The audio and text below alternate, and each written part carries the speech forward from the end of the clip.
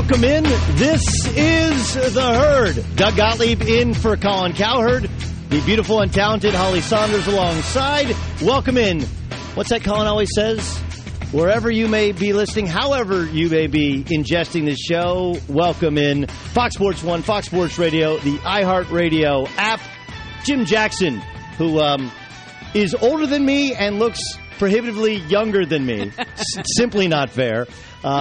My good friend and from another place who's joined us here, Mark Schlereth will join us. We'll talk about the Redskins I want to get to. And, of course, Eric Davis, who played in Carolina. And the Carolina Panthers made news yesterday by firing their general manager 8 days before training camp began. We'll get into all of that. We got some LeBron for you. We got some Lonzo Ball, who was the MVP of Summer League, and he didn't play in the championship game. Why I'm more than okay with that. But let's begin with the story of yesterday. Yesterday's story in the National Football League was deadline day. And usually deadlines bring deals, right? Deadlines bring deals. It's no different than when you have a deadline to pay a speeding ticket or a parking ticket. You know, you have if you pay in the first 15 days, it's $50 for a parking ticket. If you wait until after those 15 days, it gets prohibitively more expensive. I don't know anybody who pays a bill outside maybe of my wife the first day she gets it, right? You wait till day 14 when it's due on day 15, and that's the day you pay it. Same is true in contracts, especially in professional sports. Usually, deadlines bring deals, but we didn't get one with Le'Veon Bell. Or at least a new deal. We didn't get one with Kirk Cousins. Kirk Cousins, quarterback of the Washington Redskins. Kirk Cousins, who, of course, led the Washington Redskins to the playoffs 2 years ago. Last year, threw for nearly 5,000 yards with the Skins. The former fourth-round draft pick, who was drafted the same year as RG3, usurped RG3 as the starting quarterback and played on the franchise tag last year, will play on the franchise tag this year. Now, the Washington Redskins did something which I frankly don't recall anyone else doing, which is they released a statement that took us through, from their perspective, the state of or lack of negotiations between the Redskins and Kirk Cousins and his agent. They said, like, look, here's what happened right after the draft. We offered him the second biggest guarantee in the history of the sport. It was $53 million guaranteed. He not only chose to turn it down, but there was never any counter offer. It was simply, we made the offer, and Kirk has decided to play out on a one-year contract basis, and we want him to succeed. So it was interesting, a little bizarre. And you start to kind of scratch your head and you're like, why wouldn't Cousins at least engage in a negotiation? Why would Cousins put himself in, especially in a very violent sport, in a position to which, you know, somebody rolls up on your leg and you tear a knee, a position to which you get hit a couple times in the head and you miss a game or a season with a concussion? Why would he put himself in harm's way? Why would he shut down negotiations with the team that drafted him, the team that named him starter, the team that paid him $20 million guaranteed last year, and is willing to franchise tag him to the tune of about $24 million this year? I'll tell you why. Doug Gottlieb for Colin, the Herd here on Fox Sports Radio. Bruce Allen is the president of the Washington Redskins. Now remember, Bruce Allen, this is not somebody else's player. He drafted Kirk Cousins.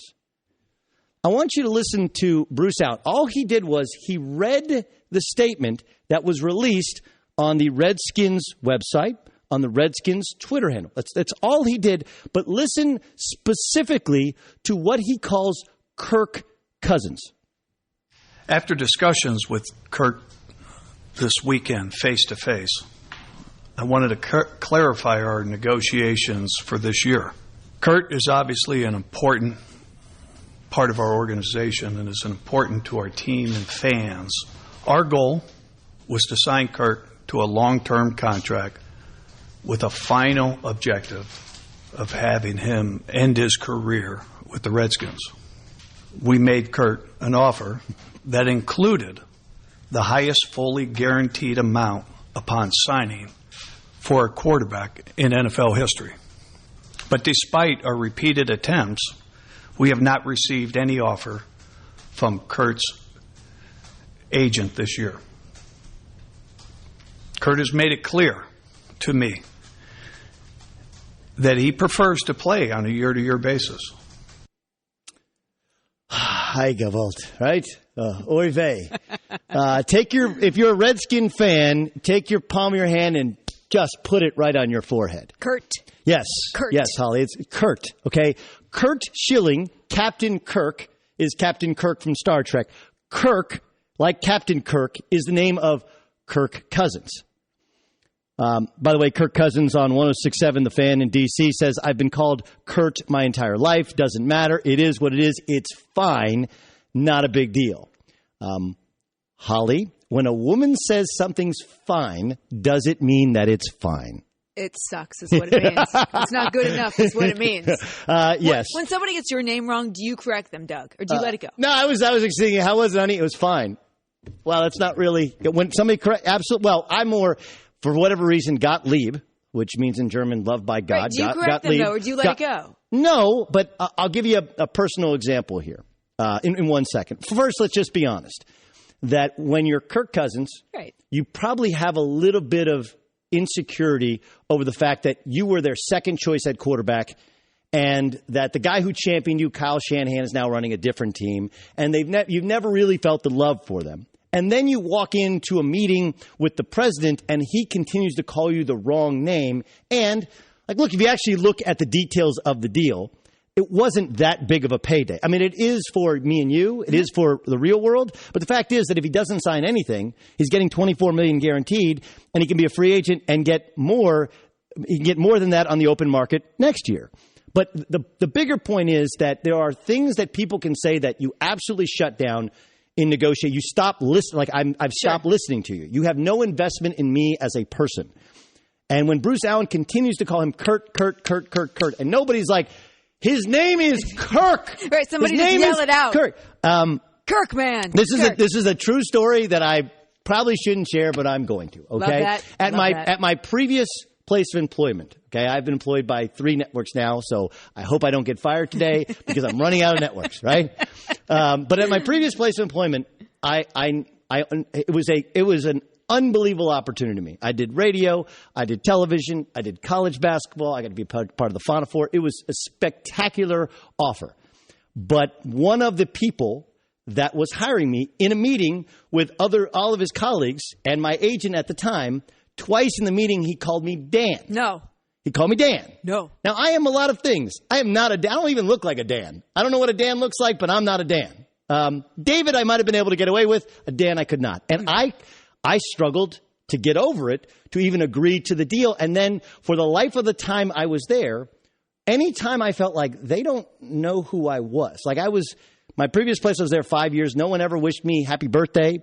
Few people knew about anything other than my wife and kids because of maybe IG or because of Twitter or something. There was no kind of level of investment in me as a person.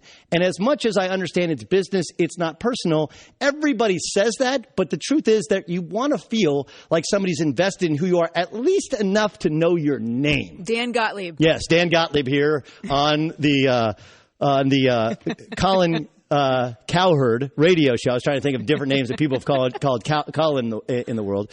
But the point is that I kind of understand where Kirk Cousins is coming from. Completely. Like there it is. If you wanted how could you turn down $53 million, 74 guaranteed with injury? How could you turn that down, Kirk? Like you weren't making bubkiss on your rookie deal. You're like, they don't even know my name. Right. He said the wrong name like 5 times. Like my name is not. And then he says, in an interview, it's fine. Fine is not fine. Fine is never fine. Fine, as you said, right. Holly. Fine is never fine. Fine sucks. Fine means sucks. Yeah. There's no. So, look, and I think there's a certain element here of the Washington Redskins to the guy who drives around the parking lot looking for the perfect spot.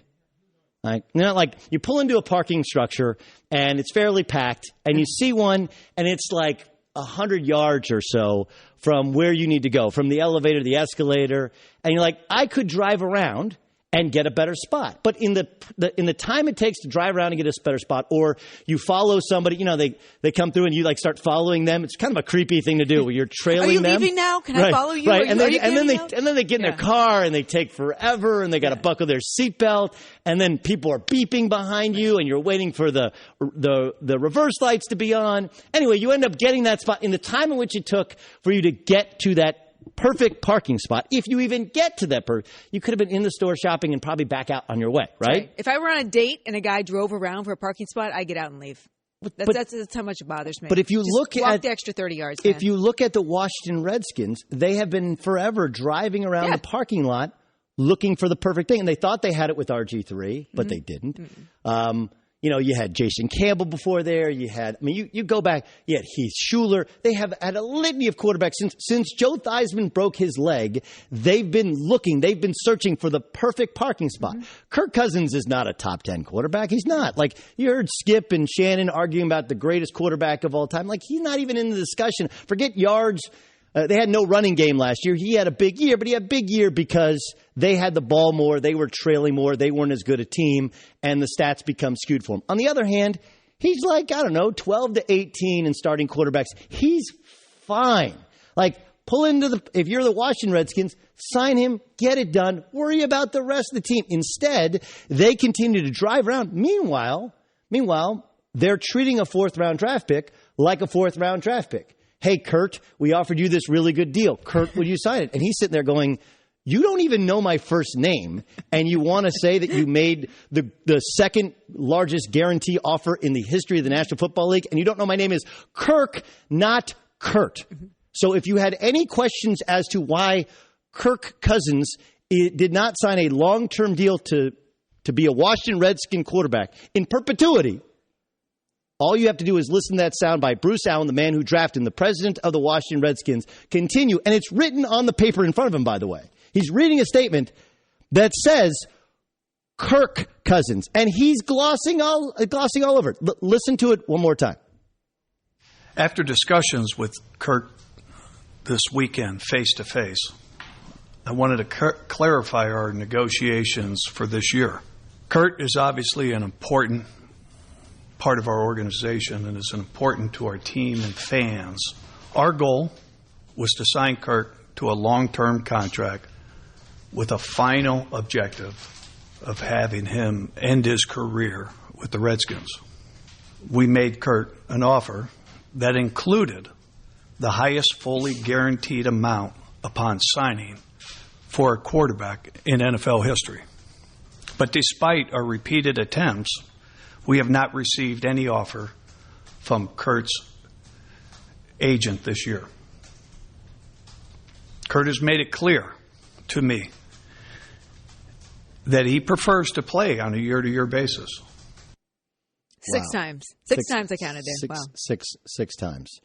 With Holly Saunders, I'm Doug Gottlieb. This is The Herd on Fox Sports 1, Fox Sports Radio, and the iHeart app. Coming up next, LeBron is reportedly frustrated with Cleveland's offseason. But who's really to blame for the Cavs' disastrous offseason? We'll get into that next in The Herd.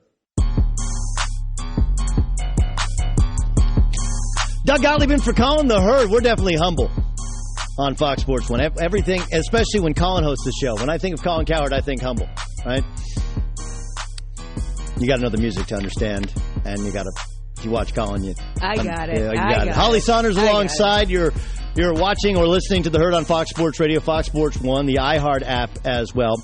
We'll talk some Lonzo Ball, who's the MVP of the NBA Summer League, even though he did not actually play in the finals, with Jim Jackson, who will join us upcoming in about the ageless Jim Jackson joins us in about 10 minutes. Dude smokes cigars. He's like 50 years old, and he looks like more than $1 million. It's man crush. I do. Man crush, I honestly do. You do a little bit. Jim Jackson was better at basketball than me. He's better looking than me, and he ages better than me. Outside of that, things are going better. You're a nice man for me. Yes. I'm sure most people have seen this story, but it continues to, I think, do what LeBron wants it to, which is set a narrative. The story is from USA Today's Jeff Zogett, who reports that LeBron James is frustrated and concerned about the team's future. Now, they've added Jose Calderon. They've added Jeff Green. Those are the two additions to the Cavaliers roster, which, by these reports, leaves LeBron wanting more. Now, obviously, a lot of it comes down to the fact that they didn't get Paul George in the Paul George sweepstakes.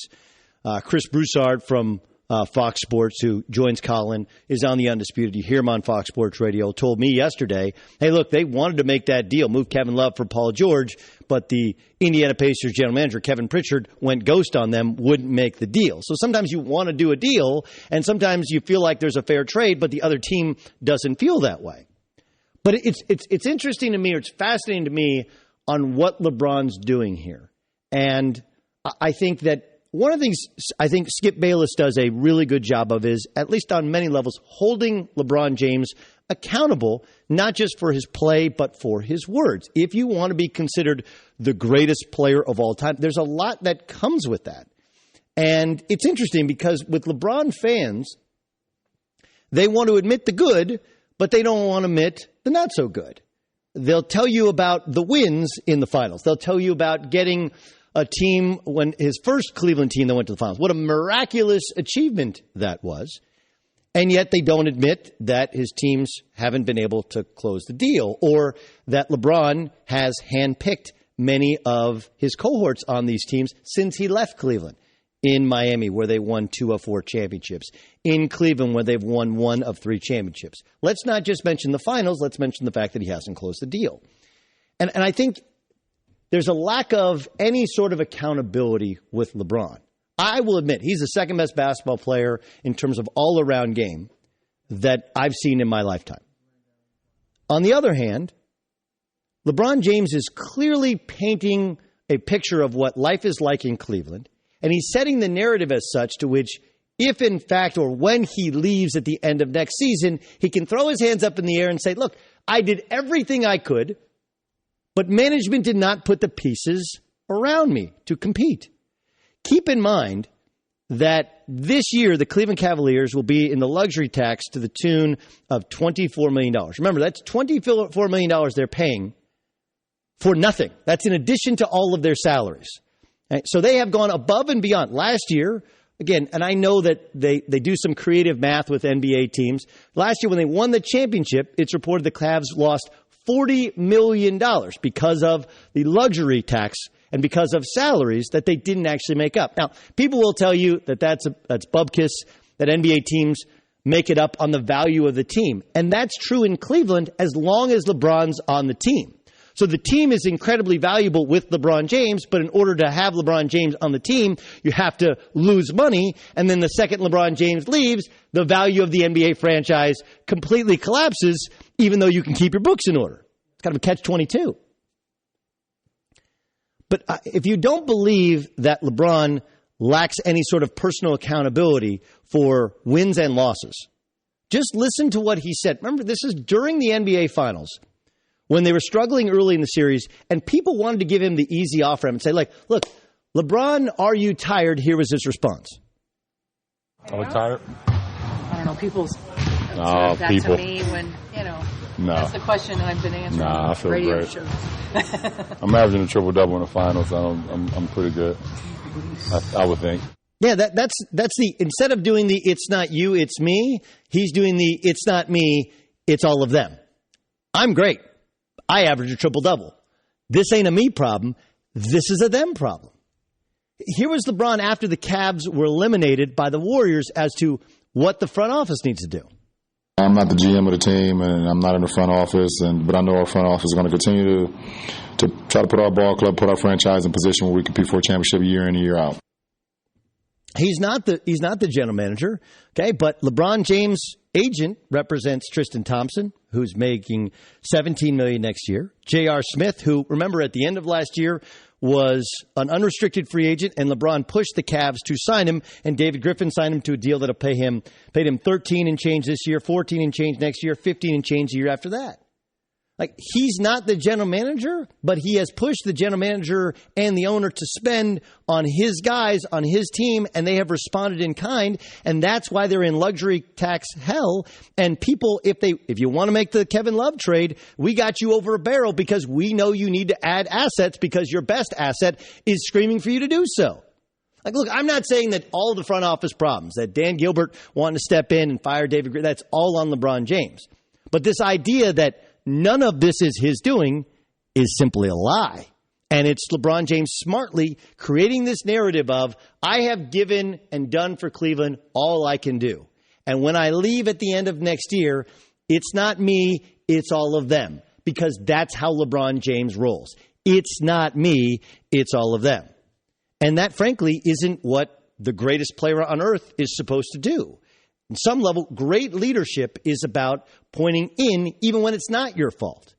I mean, that's what every great coach will tell you. They'll tell you if their best player is accountable, if their best player accepts the failures of others, even if the best coaches will come out afterwards and say, that was on me. Even if it wasn't. I made a mistake. I shouldn't have substituted there. You know that the player screwed up. The player knows that the player screwed up. But when you take away some of that onus from the player, you end up helping him battle back from it or her battle back from it. And LeBron James putting so much of the blame on everybody else when his agent, his pushing has caused their salaries to be bloated, to me is not befitting of somebody who we consider one of the greats of all time, especially somebody who, look, if he really understood how respected he is in the NBA, couldn't he have gone to J.R. Smith and say, J.R., we got you off the scrap heap in New York. Nobody wanted you in the league. I remember J.R. Smith was out of the league before New York. He was in China. He wasn't making much money. He comes back. He was failing in New York because he went out every night. And he comes to Cleveland, and they resuscitate his career, to which he's kind of a star role player. And last year, he played a big part, 2 years ago, a big part of them winning a championship. You mean to tell me LeBron James couldn't have gone to him and said, look, you're always going to be good for me. You'll always have a job with me. Here's what I need you to do. I need you to take less money. But instead, he pushed for he's worth every penny. They end up spending too much on J.R. Smith. That's not good leadership. Same thing with Tristan Thompson. Tristan Thompson got his deal after he played well when they lost in 6 games in the NBA Finals.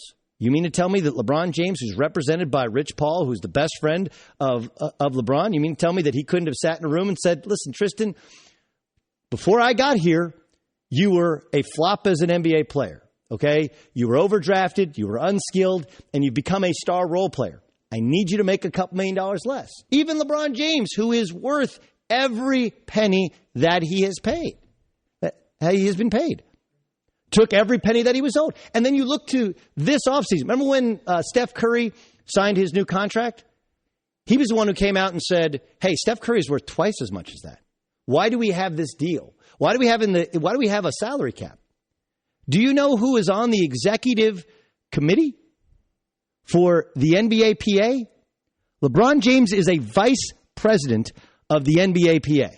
LeBron James agreed to the deal. There's no more powerful voice in the sport, maybe in the history of the sport, than LeBron James. And he could have said, listen, we had a deep discussion about it. Remember, we have our rank and file members who are worried about the bottom end of the salaries and at the top end of the salaries, and this is the best deal we could come up with. But that's not what LeBron said.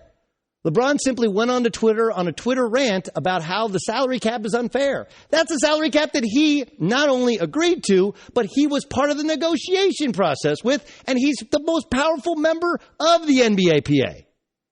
This is who LeBron James is. He is an incredible basketball player, but he has never been held to any sort of level of accountability, nor does he hold it to himself. Just listen to and read on Twitter the words in which he uses and how he consistently puts the blame elsewhere and never just says, that's on me. I should have been stronger in the negotiations with the NBA PA. I should have done a better job of helping our salary cap, helping our front office. I should have been texting these players and tried to recruit. The way that Draymond Green was recruiting Kevin Durant the year before, that's what you're supposed to do for your team. Blaming the front office, blaming the owners for the salary cap, that's not the stuff of champions. Here's Holly with the news. No. Turn on the news. This is the Herd Line News. All right. You talked about Lonzo Ball being named Summer League MVP. Doug, do you know who the biggest Lonzo Ball fan is? You get 3 guesses. Magic Johnson. Magic Johnson. LeVar Ball. That's 2. I'm going to just go with 2. Who am I missing?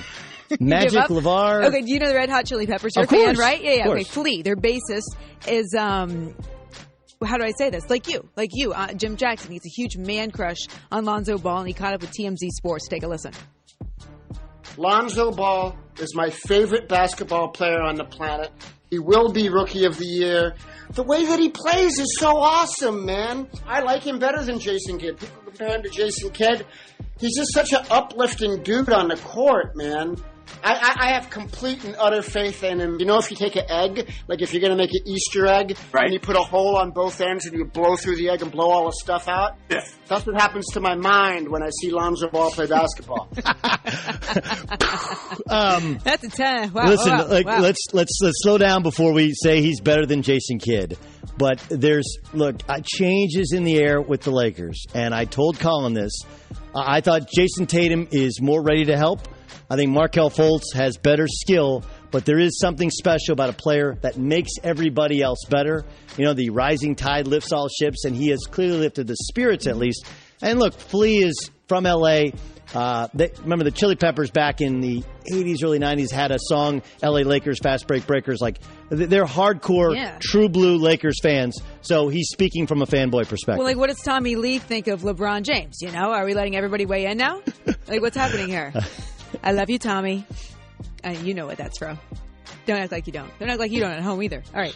Speaking of the Cavs, Jimmy Butler was traded to the Timberwolves, but reports came out that the Cavs' former GM was about to trade for him, but he was fired before he could actually pull the trigger. So, what's going on in Cleveland? Are they giving up, Doug? What's happening? No, they're obviously not giving up. I think that, again, the blame is being placed on David Griffin, and David Griffin was trying to make moves. Look, this is just a dysfunctional. You spoke of Tommy Lee. It comes from, I was talking about how you knew LeBron and Dan Gilbert would not be able to coexist. And it's just like when Tommy Lee and Pam tried to get back together, right? Like the first time they made the video, just like that. Both of them blew up, right? And then they split up. They tried to get back together. It did not work out. This is not going to work out. But we're all trying to figure. David Griffin was trying to figure out, how do I operate in the world in which Rich Paul and LeBron James are fighting against Dan Gilbert? His plan was pretty good, right? He wanted to get Jimmy Butler. Jimmy Butler would be a great third weapon to have, but he was not given the time to pull it off, and many of that was the pressure being put on both sides between Gilbert and LeBron. All right. Don't know what that does for the atmosphere, but we'll get into that a little bit later. We got a lot of hours here. So for months and months, moving on here to the final thing, the biggest question in the world of golf has been Tiger Woods. When is he coming back? What is going on with him? Well, now he's outside the top 1,000 in the official world golf rankings. As a golf fan, golf commentator, I can't believe that this is where we're at, Doug. 2 years now, we've barely seen him play golf. He's out the rest of this year. Another back surgery, now a fusion. What's the state of Tiger Woods? What is next for him? I would ask you. I mean, you just got back from the Women's U.S. Open. Right. If you had to bet, like, I'm still a Tiger Woods stockholder, right? And I'll tell you why. One, the stock it's like a penny stock right now. Like, everybody is completely bailed on it. But I also know that it's golf, right? Like, the two things I believe in this world is you can't be too drunk to fish and you can't be too old to play golf.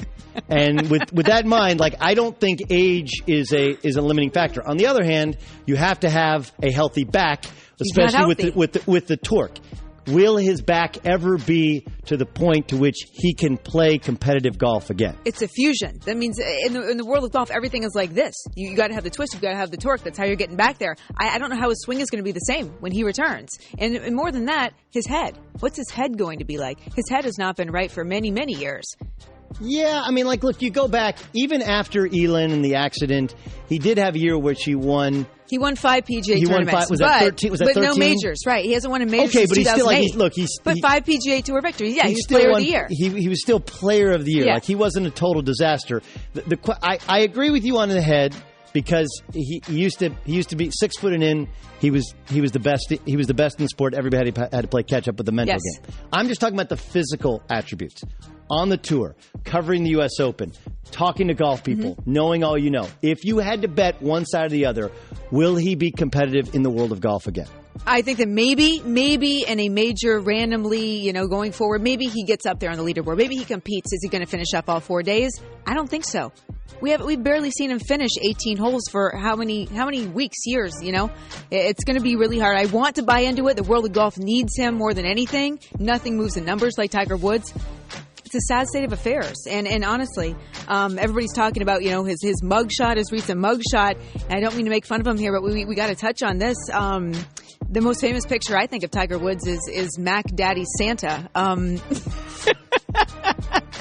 The Christmas tradition that his kids love. I know, I don't really understand the shirt off part to it. Like, I get the Mac Daddy, but look, if not for the stories we knew of when he was married, we wouldn't look at this photo the way we look at the photo. But it's impossible. Oh, I'm looking at the photo as what the heck? What is that?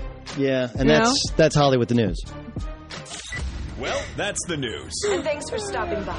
The Herd Lie News. He is a 14-year NBA veteran. He's the lead analyst on Fox Sports 1 for the Big Three, which you should see every Monday night at 8 o'clock Eastern Time. He's a two-time Mr. Basketball in the state of Ohio, and he does not age. Jimmy. He's Jimmy Jackson. He joins us here in the Herd. I want to start with LeBron. Yep. Obviously, everybody in Ohio. Yep. That's your state. I respect LeBron. Mm-hmm. I think he's great. And I understand his frustration. Anybody can be frustrated when you're trying to keep up with the Joneses, trying to keep up with the Warriors, who I think have made their bench better.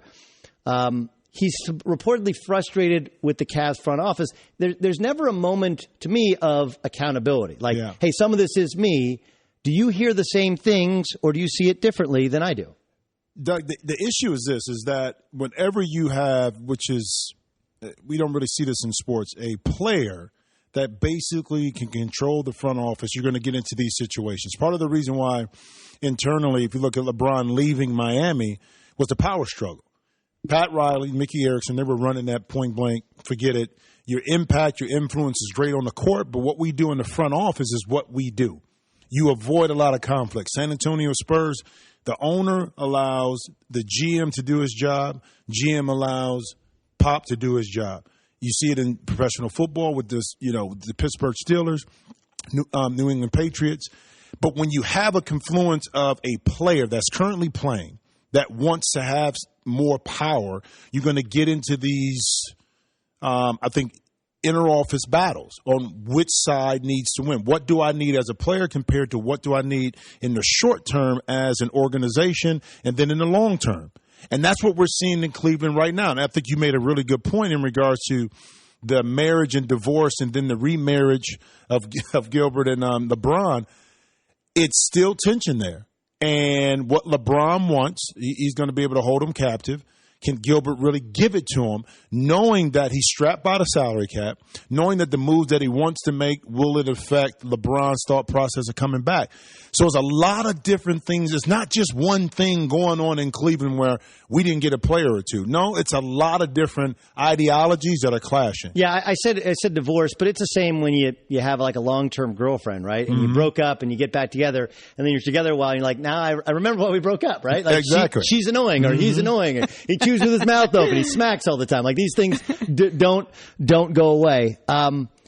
Is it fixable? Like that's my big, the Kevin Love trade was not made for Paul George. Yep. Is a Carmelo Anthony for Kevin Love? Like, again, if the Knicks would do it, is that the fix that keeps them up with the Joneses in Golden State? Well, it's going to, listen, in the Eastern Conference, it's not an issue in regards to them making a move and still being able to get to the Eastern Conference Finals, because with the moves that Boston made, that's fine, but Gordon Hayward doesn't put you over the top to beat a Cleveland team in 7 games. If we were playing 3 or 5 games, maybe, yeah, but not in 7.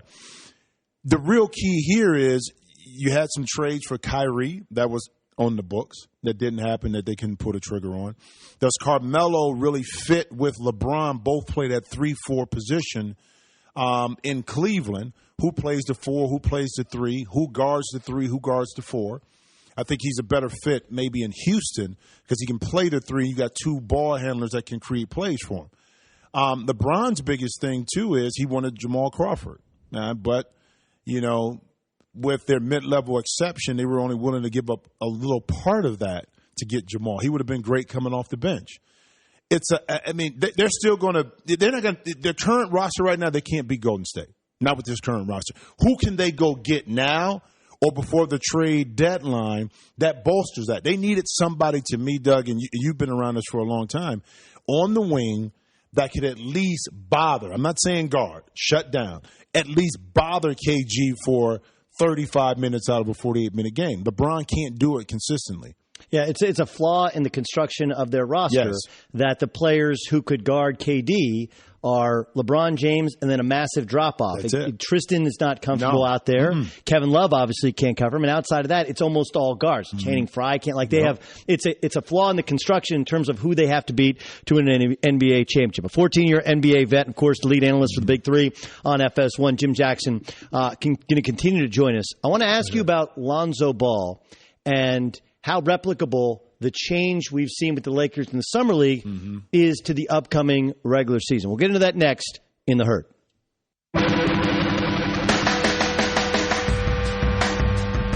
Doug Gottlieb in for Colin, The Herd on Fox Sports Radio, the iHeart app, and, of course, Fox Sports 1 TV. Holly Saunders alongside.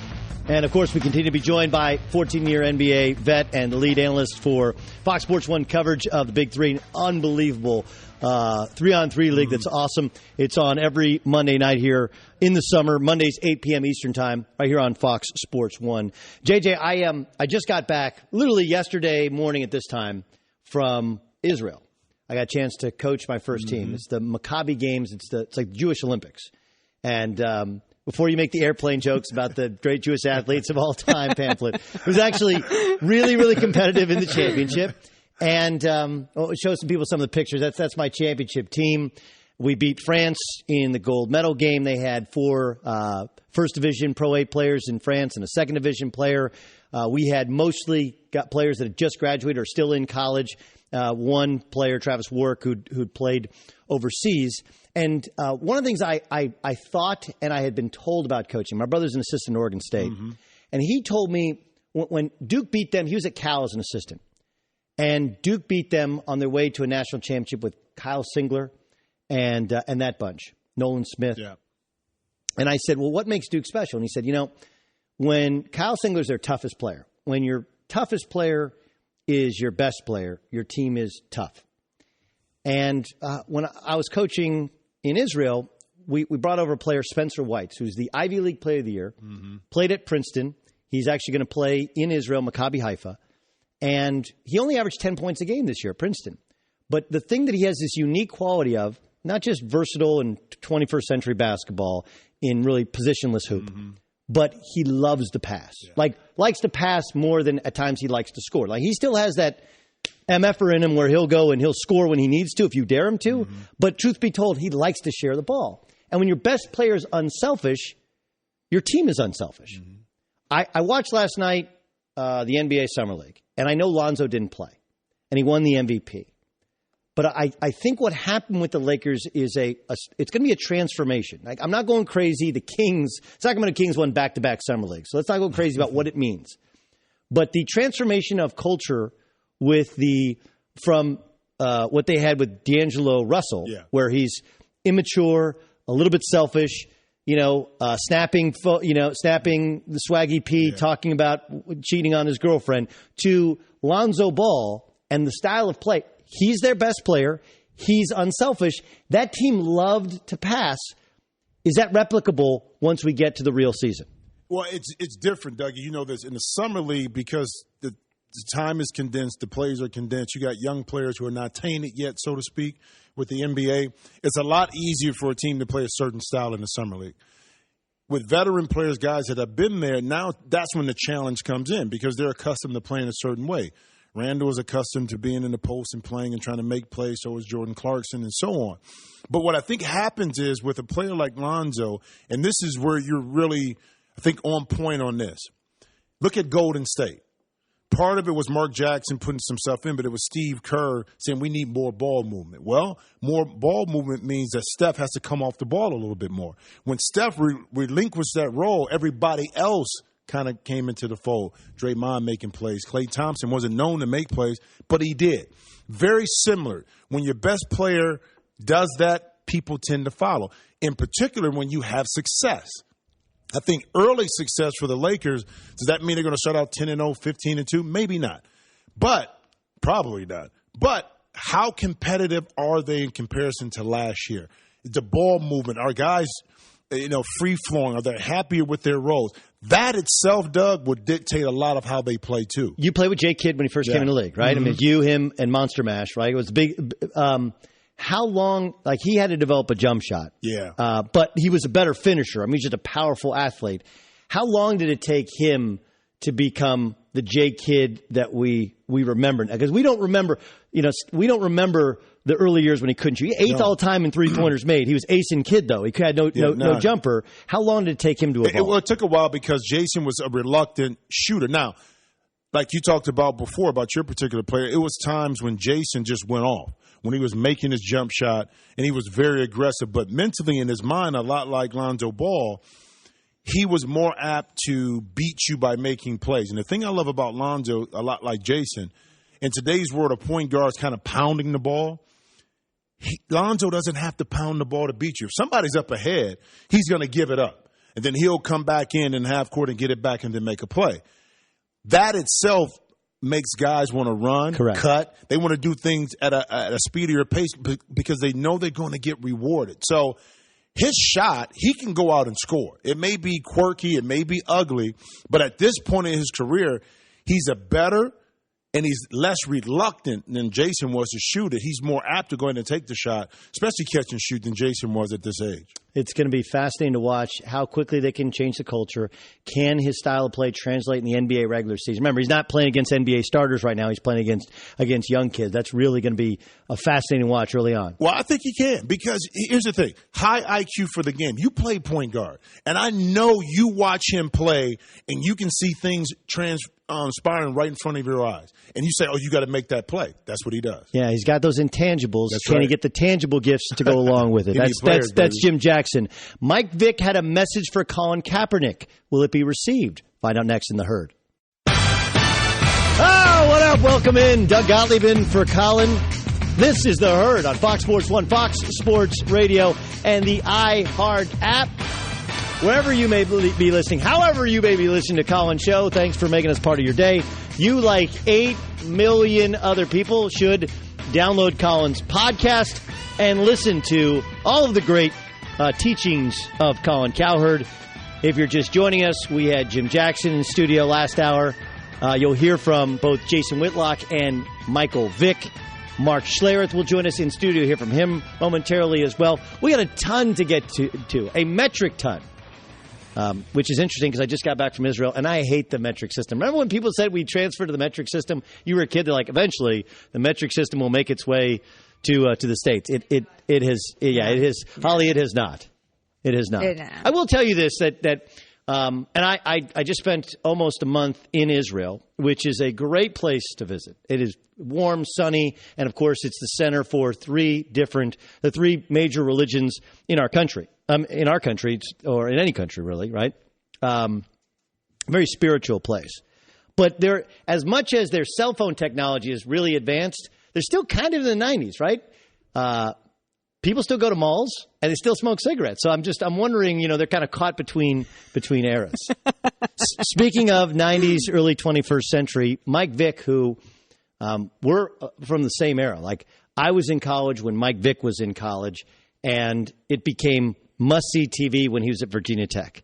It just was. Like, when Virginia Tech got the national championship game against Florida State was better, but Virginia Tech still had Mike Vick, and it still gave them a chance. And then, of course, he was the face of the NFL, not just the face of the Atlanta Falcons. Like, I don't necessarily have to go into the details of how impactful Mike Vick was culturally in the NFL, but there's a really good parallel between him and Allen Iverson in terms of they're from the same part of the country. They kind of brought a hip hop swag to them, and they took their respective leagues by storm. But they also bumped into a ceiling because there were flaws in their personal life, really. And I think it's one of the things that led to AI being out of the NBA before his mid-30s. And obviously, we know what happened to Mike Vick, serving time in jail for being the kingpin to a dogfighting ring. But of course, Mike Vick has gone. I mean, think about his path from the face of the new NFL to in jail, losing his job. Losing what we thought was his career. He was also bankrupt and lost the respect of so many in the sport to which he took over. to being – look, our prison system is flawed. I know Jason Whitlock, who's hosted the show in Collins State, even go back to yesterday, has long talked about the flaws in our prison system. And the biggest – there's a high recidivist rate, right? We're not rehabilitating people. One of the exceptions, at least in sports, for that is Mike Vick. He has come back. Remember, he got earned a $100 million contract after being in jail and being a backup and earning the starting role with the Philadelphia Eagles. But he's also become a kind of a spokesperson of sorts for how players that are erring early on in their careers need to right themselves. He was on 3 shows on Fox Sports 1 yesterday. He was on The Undisputed with Skip Shannon and Joy. He was on this show with Jason Whitlock and you, Holly. And he was also on Speak for Yourself. I thought Speak for Yourself was a great forum for discussion because you had Jason Whitlock hosting. You had Mark Schlereth, who's won 3 Super Bowls. He'll join us upcoming in a little bit. A new Fox Sports 1 NFL analyst. And you had Eric Davis, who, of course, also won a Super Bowl, also been a part of the NFL culture. I want you to take a listen to what Mike Vick said. Kind of surprised, I think, a lot of people on Colin Kaepernick, why he's not in the league, what he needs to do to get back in the league, and the advice that a guy who's been through, obviously there's differences in path, differences in flaws, but there's similarities in terms of getting back in the league and changing the perception of who you are and what you are. Take a listen to Mike Vick yesterday on Speak for Yourself. The first thing we got to get Colin to do is cut his hair. Listen, I'm not up here to try to be politically correct, but, even if he puts cornrows in it, I don't think he should represent himself, in that way in terms of, just the hairstyle. Just go clean cut. Why not? You're already dealing with a lot of controversy surrounding this issue. That's a fascinating thing to hear you say, Mike. That he needs to do is, just try to be presentable. I mean, look, so all the social media stuff that he's doing, look, we get it. We understand it. It's time for, Colin to step up in a different way. And, I think primarily the reason why he's not signed to a team right now is because of the last 2 seasons and not being as productive. Listen, it's not the Colin Kaepernick that we've known, since he entered the National Football League. And I'm just going off my personal experiences, but listen, I love the guy to death, but I want him to also succeed on and off the field, and this has to be a start for him. I get where you're going about the look. One of the most militant looks to corporate America is a black man with cornrows and a goatee. Yeah. So I know what you mean right there, but I don't think it's going to make a difference. We got Michael Vick here who had to struggle getting back into the NFL. You had an image problem. Yeah. And you were a guy that wore cornrows, wore the gold chains, played the whole hip-hop image. Had an afro image. at times, even during the tough times. It was something that people would whisper in my ear. This is the way you're being perceived. But that wasn't me as a person. I understand Colin, he's a great kid. Yeah, he is. He is a great kid. And the reason he's not playing, it has nothing to do with, the national anthem. I think it's more solely on his play. But, yeah, I mean, everything takes precedent, in terms of image, perception. You got to clean it up. You got to make sure you do it all right. What would you say to people? So he's got to sell out to get back in the NFL. He can't keep it real. It's not about selling out. When you're good and you're playing great, then you're going to be wanted. People are going to want to, sign you. They're going to want to see you play. They want to see everything that you have to give. In regards to him just not being signed right now, it has to do with the production over the last couple of years, and I continue to say that. People were whispering in your ear that you needed to change your appearance when Absolutely. you were, and you wouldn't hear them at that time? I didn't listen until the end, until I was going through the turmoil and the hardships, and it was very difficult. And then I started to see what was most important, and that was, cleaning up, changing my image, not just for public perception. It was a difficult process, and it was one that I didn't like, but it was one that I had to accept. All right, there's a couple things here in that interesting discussion. Doug Gottlieb, Holly Saunders, in for Colin, and Christine Leahy, the Herd on Fox Sports 1, Fox Sports Radio, and the iHeart app. A couple things. First of all, let's be very clear. Mike Vick is a convicted felon. Colin Kaepernick has committed no crimes. Okay, there is a big difference there. And Colin has not gone to jail, nor should he have gone to jail for protesting the flag or having an afro or even wearing a Malcolm X T-shirt or a Fidel Castro T-shirt. but there is clearly an image problem. And I do think that while Mike Vick said the reason that he's not in the league is his play, that cannot go understated. Look, we all think of Colin Kaepernick from Colin Kaepernick dominating the Packers in the playoffs. Colin Kaepernick coming one fade pattern away from winning a Super Bowl in comeback fashion in New Orleans after the power went out. Like, that's what we think of. But I hope we realize that was 2013. This is 2017. Colin Kaepernick was 2-6 as a starter in 15. He was 1-10 as a starter in San Francisco. That is not all on him, but you do carry some of that weight. He also plays a unique style to which, unless you're a franchise quarterback, and to this point he is not, no one is willing to change their offense so that you fit. And he doesn't fit many traditional West Coast style offenses. He's had shoulder surgery. He's had knee surgery since 2013. He doesn't run as fast. He doesn't throw as hard. He doesn't have the same confidence in the league. In many ways, has figured him out. So it cannot go understated that Mike Vick and many others are correct. His play is the biggest determinant of the fact that he has not received an offer to be a starting quarterback to this point in the NFL. On the other hand, Mike is contradicting himself a little bit, saying he's got to clean up his image. But I think what he's painting the picture of is, and Jason asked a great question. That's a hard question. Is this selling out, right? Do you sell out? Do you cut your hair? And remember, he's already kind of sold out if you want to get to it. When he first opted out of his contract, right? Colin Kaepernick opted out of his contract. He may have been released anyway, but he opted out of his contract. When he first opted out of his contract, what we were told, I believe Adam Schefter reported, was he would stand for the national anthem. In other words, the protest means everything to him, but not that much. He understood that there was a perception problem. And I do think the perception problem is what's keeping him from being a backup. There's also many people in the NFL have told me he won't actually say what he wants, how much money he wants. He wants to be a starter is all we've heard. And everybody already has their starting quarterback or is not willing to put the equity in Colin Kaepernick when we don't know how invested he is in the game, how invested he is in the team, and how invested he is in football as opposed to the social aspect of football and to civil rights changes. But there's a little bit of a contradiction there. But I think, like, just look at Mike Vick. He was a felon. Then he became an MVP candidate. Do we all realize that Mike Tyson is a convicted rapist? Like, Mike Tyson went to jail for rape. Okay? Mike Tyson came back and wasn't just, look, he was really a failure when he came back in boxing afterwards.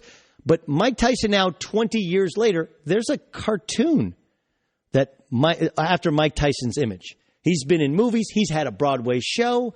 Like, this is a long, long life. And that's really what Mike Vick is saying. Like, you lost your starting job. You lost your job. And some of it was over your play. Some of it was over your perception. Some of it was over how corporate America views your protest or your inability to fit in. Remember, there was problems with Colin Kaepernick before the protest. You go back to when Jim Harbaugh was the coach and he was walking around the facility with headphones on. He wasn't a leader. He wasn't vocal. Other players in the team didn't like him. These were all issues well before there was Jim Tomsula and then he played for Chip Kelly. Like, these were issues in the past that when you're not playing well, as Mike Vick said, when you're not playing well, they become bigger issues. When you're a starter and a star, you can get away with. You know what it reminds me of? Holly, this might be, you're younger than me. You might not remember.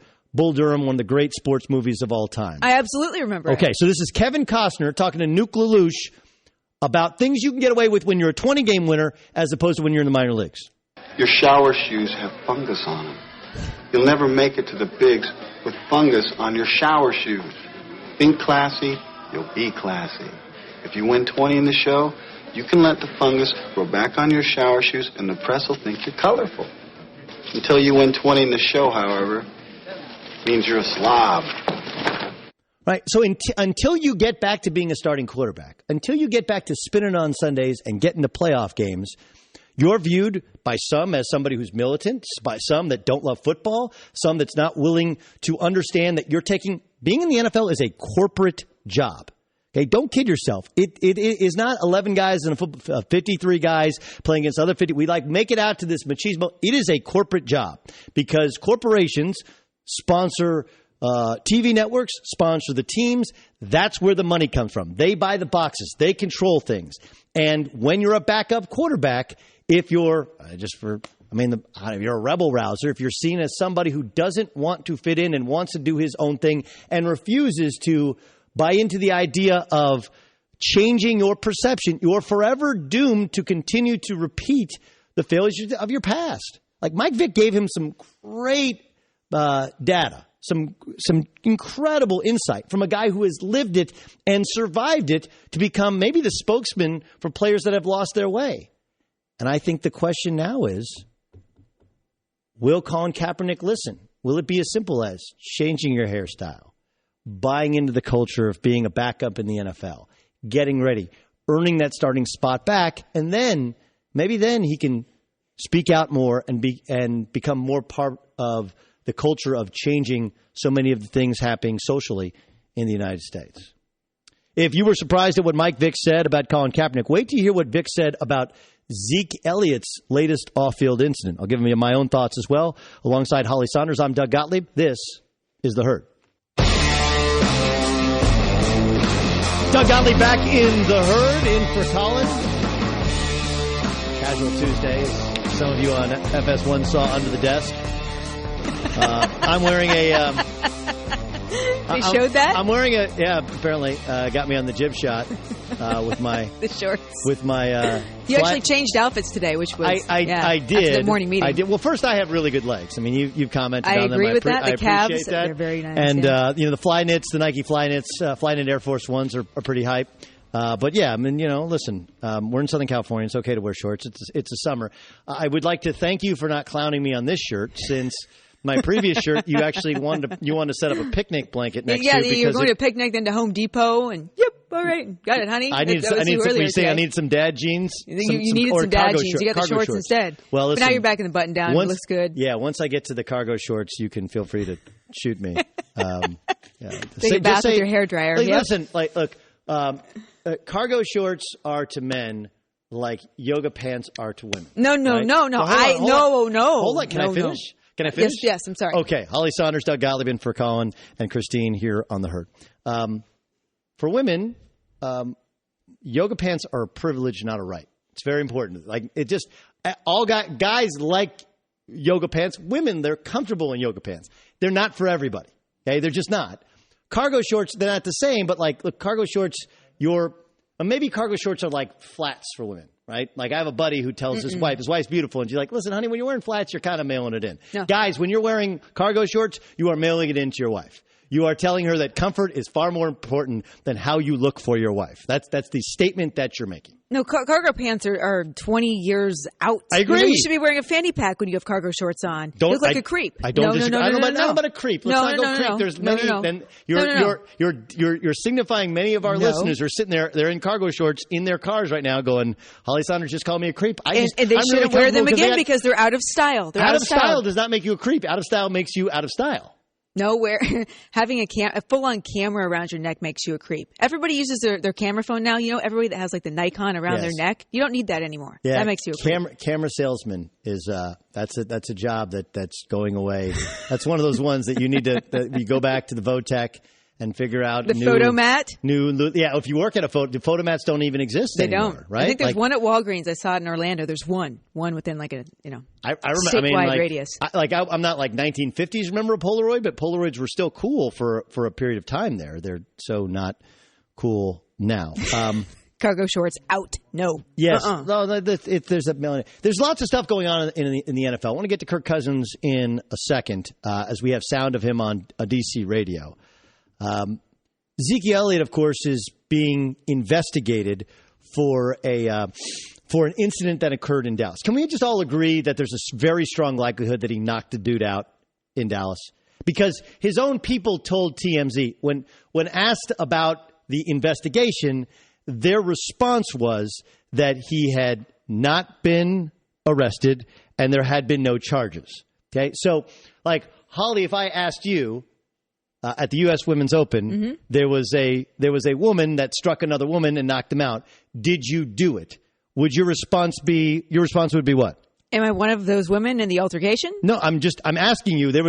You were in a bar after working, and there was a woman who was knocked out cold. Did you do it?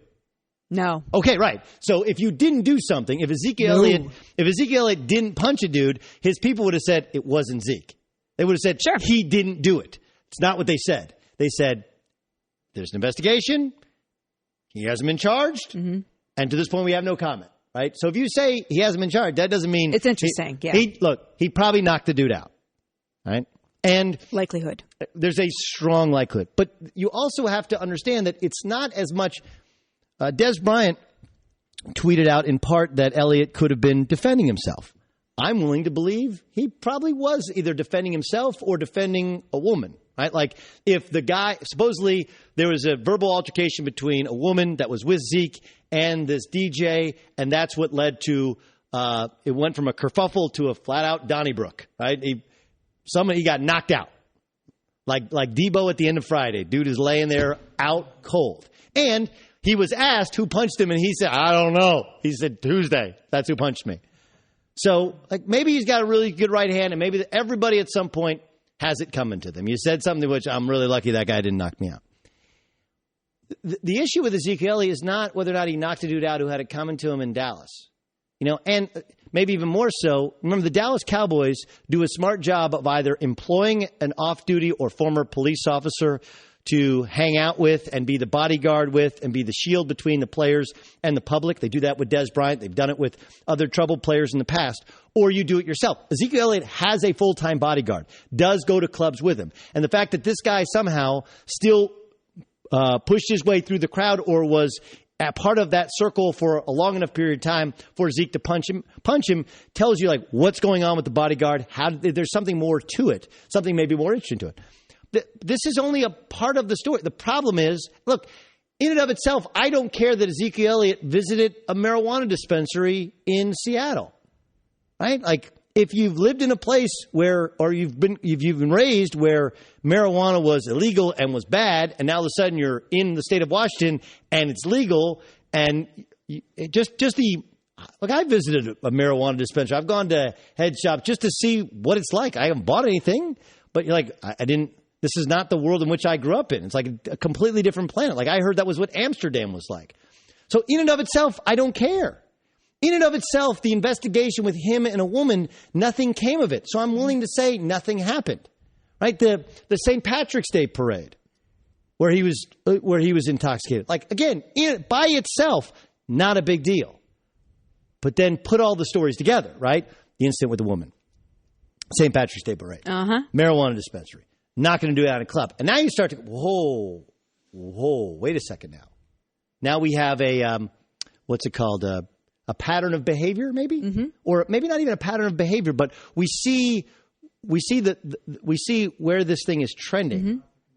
Right? You're starting to kind of connect the dots. Character, whoa, yeah. Right. Yes. Right. So, and remember, this is, all of us are coming from a place where Zeke Elliott is better than advertised. He's not as good as advertised. He's better. And the reason is not because of the 2,000 yards. There's three things you have to do as a running back, and the third is maybe the most important in getting on the field. Okay? Running out of the backfield, catching out of the backfield, but pass protection. Pass protection is, don't believe me? Ask Tony Romo. Tony Romo's career was ended. The end began when Rob Gronkowski's brother missed a block. That's when he originally broke that collarbone. And then there was other missed blocks that caused him to break the collarbone twice over a couple of years ago. That was all pass protection errors. As good as Ezekiel Elliott is running the ball, catching the ball, he's equally good as a rookie last year in pass protection. He is a breakthrough superstar running back. With that to whom much is given, more is expected, right? Here's Mike Vick yesterday on The Herd with Jason Whitlock talking about Zeke's latest off-field incident. I mean, obviously, it should be some concern because Zeke's a young superstar in this league. And at some point, he's going to have to act appropriately. We don't want to see a young talent like him spend a ton of time on the sidelines for, self-inflicted reasons. unnecessary reasons. He has a lot of potential to be the best running back to ever play the game. He has potential to be the best running back to ever play the game. That is a supreme compliment. Okay, we're talking above, like Emmitt Smith is the most productive running back, but nobody really considers him the best, right? We talk about whether it's Barry Sanders or Walter Payton as being maybe even O.J. Simpson, of course. People forget because all they remember is O.J. and the documentary and the murder of his ex-wife and Ron Goldman as being the O.J. story. The truth is, as a football player, he was arguably the greatest running back for a period of time in the history of the league. But what Mike Vick is saying is like, look, dude, pattern of behavior, right? I don't care that you jumped in. I honestly don't care that you jumped into the Salvation Army bell. Like, I like that he seems to have a good time. I don't mind that you visited the mayor. But like at some point we start to go like, wait, this, and then this, and then this, and then this. Even the St. Patrick's Day parade, like women exposing her breasts, it may not have bothered her. When you're in the discussion of the best running back in the league, and we talked about this with Colin Kaepernick, this is a corporate job. We may act like we're not judgmental people, but we're judgmental people. And sponsors and Jerry Jones, they got to be very queasy. This is who the Cowboys have always been, right? That something bad always follows something great. Romo has a great year, Romo gets hurt. Dez Bryant has a great season. Dez Bryant off the field issues. Dez Bryant breaks his foot. But you go back the last 25 years, and this is who the Cowboys have been. They've been unable to manage themselves after great success because they are such a prominent part of the sports culture in Dallas. And I don't think Zeke has, to this point, I don't know what happened with the woman last year, shown himself to be a bad guy. But you got to tighten the stuff up. You got to cut, because at some point the NFL is going to come in and go, there's not one thing, but we're going to sit you down. And now all of a sudden you establish yourself as reputation, and then you got a speeding ticket for 100 miles an hour. Not a big deal. I mean, it's fast. I mean, it's the group together with everything else. Correct. Absolutely. That's the point. 3-time Super Bowl champion and new Fox Sports 1 analyst Mark Schlereth will join us in a moment. We'll talk about Zeke. We'll talk about Kirk Cousins and the contract that was never extended in D.C. with Stink's former team, the Washington Redskins. We'll get to that after we get to Holly with the news. No. Turn on the news. This is the Herd Line News. All right. Well, there are many reasons that everybody wants to be Tom Brady. 5 Super Bowl rings, fame, money, supermodel wife, beautiful kids. List goes on and on. But now, Doug, the one thing that was missing in his life has come to fruition. A Massachusetts farm/pumpkin patch says they are going to fashion a corn maze. Yes, a corn maze in the likeness of Tom Brady. It will take 90 to 100 days to complete this process. So, Doug, if you want to get lost in Tom Brady, here's your chance, buddy. I don't know. That sure seems like a waste of time. Sure seems like a waste of good corn, too. Wait, right? A corn maze in general? Or well, the 12 also, I hate to be like, I know that it's Tom Brady, but it kind of looks like it could be Jim Kelly as well. Wasn't Jim Kelly 12? For like there's with the line down. I guess there's the Patriot logo on the helmet. I don't know. I mean, what happens if you screw it up? Right? What happens if you screw it up? And do you have to keep recutting the same thing? How do you actually one day the they corn? cut it in one day. Like it's got to be fresh. Like that's got to be get well, this is one of the things. Like one of the all-time hoaxes is the corn. What do they call the crop? Knee high by the 4th of July? No. Crop circles. Like you guys all know, crop circles are people, right? Like that's one of the worst conspiracy theories of all time. That like this was done by human beings. Why don't we do it? Let's go there. Get your kids. Bring an EMT because I'm claustrophobic. If I get lost in there for more than 12 minutes, I'll have a stroke. But whatever. We'll go do that in the fall. That'll be a fun activity. As we move on to the next story, a tragic story that actually came to a happy ending. Everybody will be very happy to hear this. Cowboys receiver Lucky Whitehead was out of town when his dog Blitz was staying with a friend, and Blitz was dog-napped. Doug. Wait, somebody stole the dog? Well, you got to listen Who here. steals He the was dog? dog-napped and held for ransom. Where's Mel Gibson when you need him? This is when the story gets weirder, actually. Local rapper Bugatti, I can't say this without laughing, Bugatti Casino, which is obviously his given name, contacted Lucky to say that he has the dog. He found him. He was just lost. Mr. Casino is how I will refer to him. He didn't want any money aside from the reimbursement costs that they came from taking care of Blitz. Okay, so, first of all, that's not how you carry a dog. I just, I know it's a pit or whatever, and it's just it looks like, he's very scared. What would happen in the Gottlieb household if Odell Beckham Jr. Yes, that's my dog's went name. missing? My wife and one of my daughters would be devastated. I would be devastated. Now, we're moving from Connecticut to California. We live in a pretty nice neighborhood, and we have I just never thought of anybody stealing a dog. So I think my wife was like, I won't leave the dog out front because I'm worried somebody's going to steal our dog. Nobody steals a dog. Your dog gets lost. The dog doesn't get stolen. There's not people running around going hey, Jimmy, get in the car. Let's go steal a dog today. That doesn't happen, and that's what happened with this dog. So you don't think that Mr. Bugatti Casino... No, I think he found the dog. You think that Mr. found the dog. Nobody would steal a pit bull anyway. They just wouldn't. You have to know the pit bull to know that it's not wired wrong in order to keep it, even if it does look tough. But that's not the way you carry a dog. I don't know everything about dogs. I know that's not the way you carry a dog.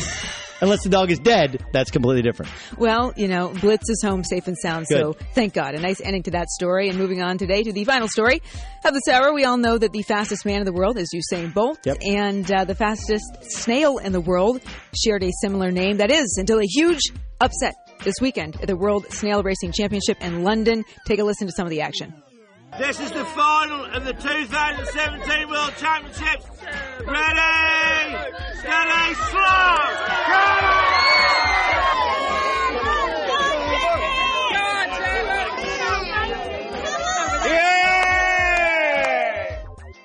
It's a real thing. That's a real thing. Father Time is undefeated. Well, we'll listen to the name of the snail. Bolt was even beaten. No. Larry the Snail defeated Usain Bolt. Usain Bolt, yeah. Huge upset. Took him 2 minutes and 47 seconds to get to the edge of the table. And his trophy? A head of lettuce. Head of lettuce. You live in Florida, Enjoy. right? There's a bunch of snails in Florida, right? I don't know. There's lots of snails lots of snails in California. I'll admit it. I put salt on a snail before and watched it fizz up and die. I was a kid at the time. Or you throw them and you watch them smash. This is obviously far more humane. Look, the good news is if Roger Federer can come back and win Wimbledon at 35 years old, that means Usain Bolt can come back and win the... But you put salt on a snail and watched it die? Yeah, they die. Isn't that like a behavior of a murderer, like when you're a child? I don't know. You never did the magnifying glass on insects when you were a kid? I mean... I played video games and played golf and sports. We all used to play. This is back when my childhood, we used to play outside. Actually, I only play outside when my dad would kick me outside so we could listen to his Richard Pryor albums. Get outside. It's beautiful. You live in California, but you're inside. And that's Holly with the news. Well, that's the news. And thanks for stopping by. The Herd Line News. All right, let's welcome in a 3-time Super Bowl champion who, of course, is raising champions in his own household. He's got his own stinking good chili. Welcome. He's got great hair and even better suits. And he's a new member of the Fox Sports 1 family. He's Mark Schlereth. And by the way, I've got to interrupt you because they have made movies about dog stealing. I think Beethoven was a movie where they stole dogs, right? Cruella de Vil, you've never heard of her? She was stealing dogs all over the place. There's also a movie about a snail. What was the? It was a cartoon about the snail, and the snail was super fast and actually raced in like the Indy 500. What? Yeah, it was Turbo. That's when you have little kids. You've seen I've literally seen every animated movie that has ever been made. Turbo was not the best, but far from the worst. Stink joins us, Mark Schlereth. I want to get to people here I've known you for so long. We started at the other place at the same time that I know your story, but other people don't. Can we tell that a little bit later? Yeah, absolutely. All right, cool. First, as a former Skin, when you hear that Kirk Cousins does not agree to a long-term deal, and the Redskins come out and is like, hey, look, here's the offer, what's your reaction? My reaction is I cannot believe how slimy it is for that organization to do exactly that. Is to throw it out there like, look, we made him the highest paid or they gave him the best contract offer of any quarterback ever, when clearly you didn't. So essentially, you're creating a narrative and you're lying about your player, a guy who has happened to just be absolutely phenomenal the last couple of years, and you've never made him a legitimate offer.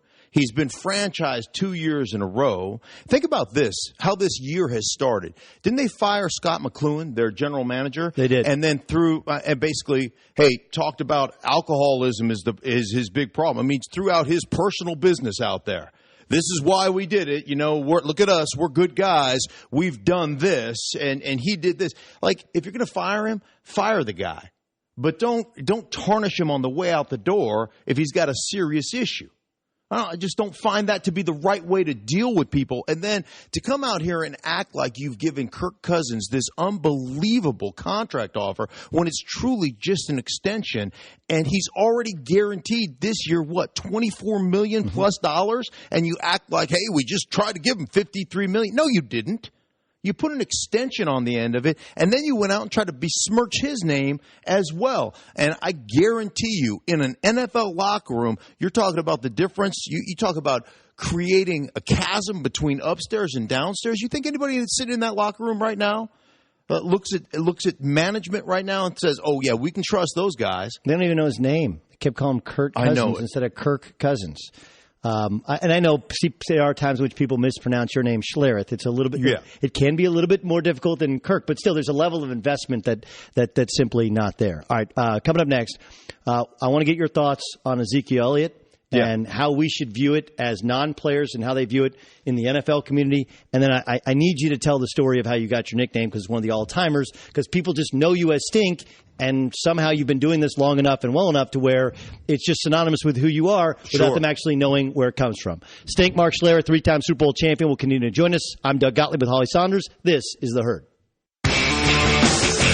Doug Gottlieb in The Herd alongside Holly Saunders.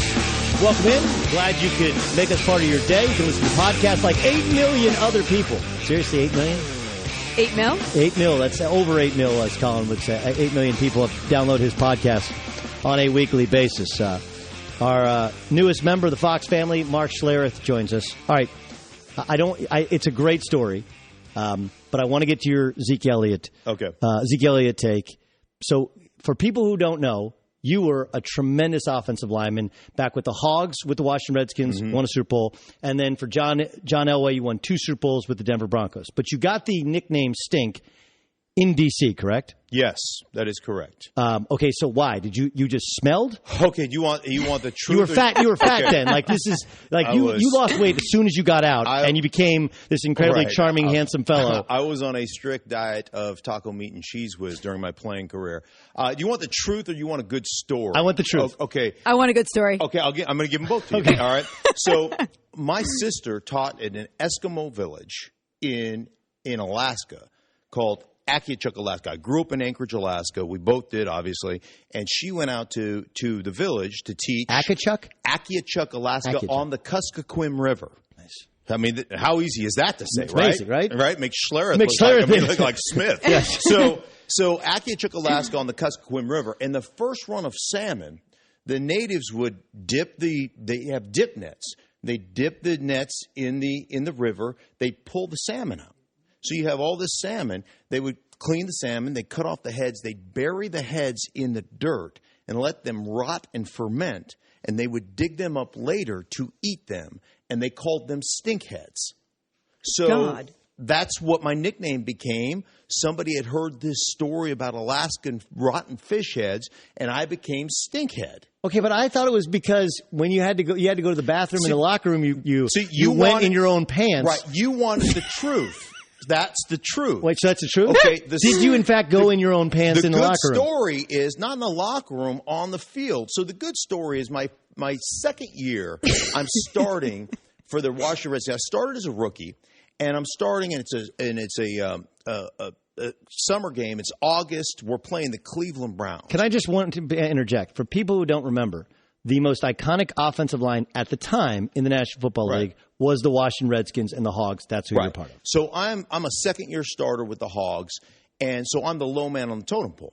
And we're all out of the game. It's the third preseason game. So back then you played, the majority of 3 quarters. And so it's a sultry night, Washington, D.C., just hot, sweaty. Yeah, gross. And I'm sitting on the sideline, and I have to urinate. Mm-hmm. I mean, I got to go. Right. And so I'm sitting with all my buddies, just like we're sitting right here, and I was like, I'm just going to go. And they're like, come on, dude, you just can't go. Yeah. And so I just completely empty my bladder. I mean, completely, to the point where I got done and I shook a little bit. Like you get you get the shake done, right? I know the shake. And you got to make sure you get the last drop. Right. Okay. And so you're looking up in the stands, and I'm like, nobody knows I am emptying my bladder. Like it is literally coming off the bench, the aluminum bench. Well, I'm the low guy on the totem pole, right? I'm the second-year player. So somebody who's a backup player is playing center gets hurt. And they're like, Stink, get in. We need you. So I leap up, and I am sloshing wet. And I run up to the sideline, and Stan Humphries is the backup quarterback.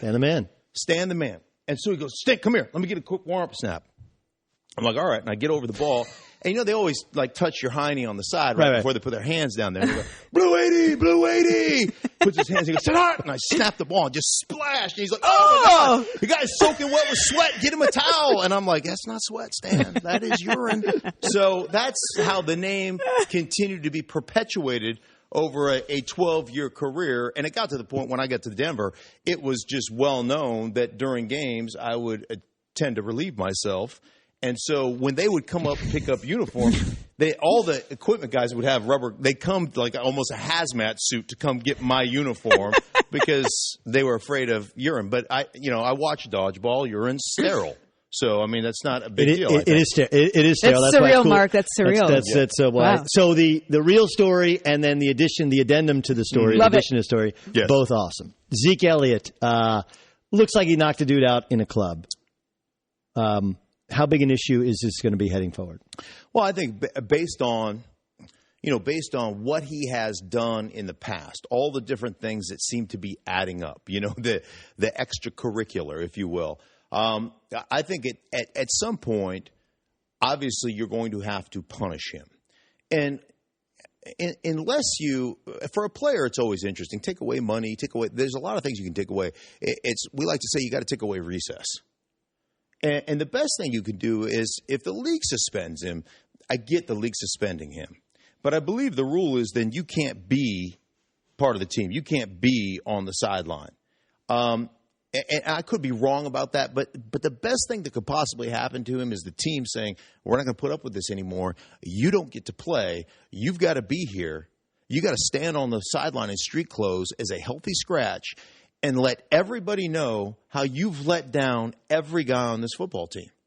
And I think, especially your young quarterback who needs you back there, for play action. Right. These are the things that I think resonate with players more than anything else. I mean, I missed a lot of time being injured.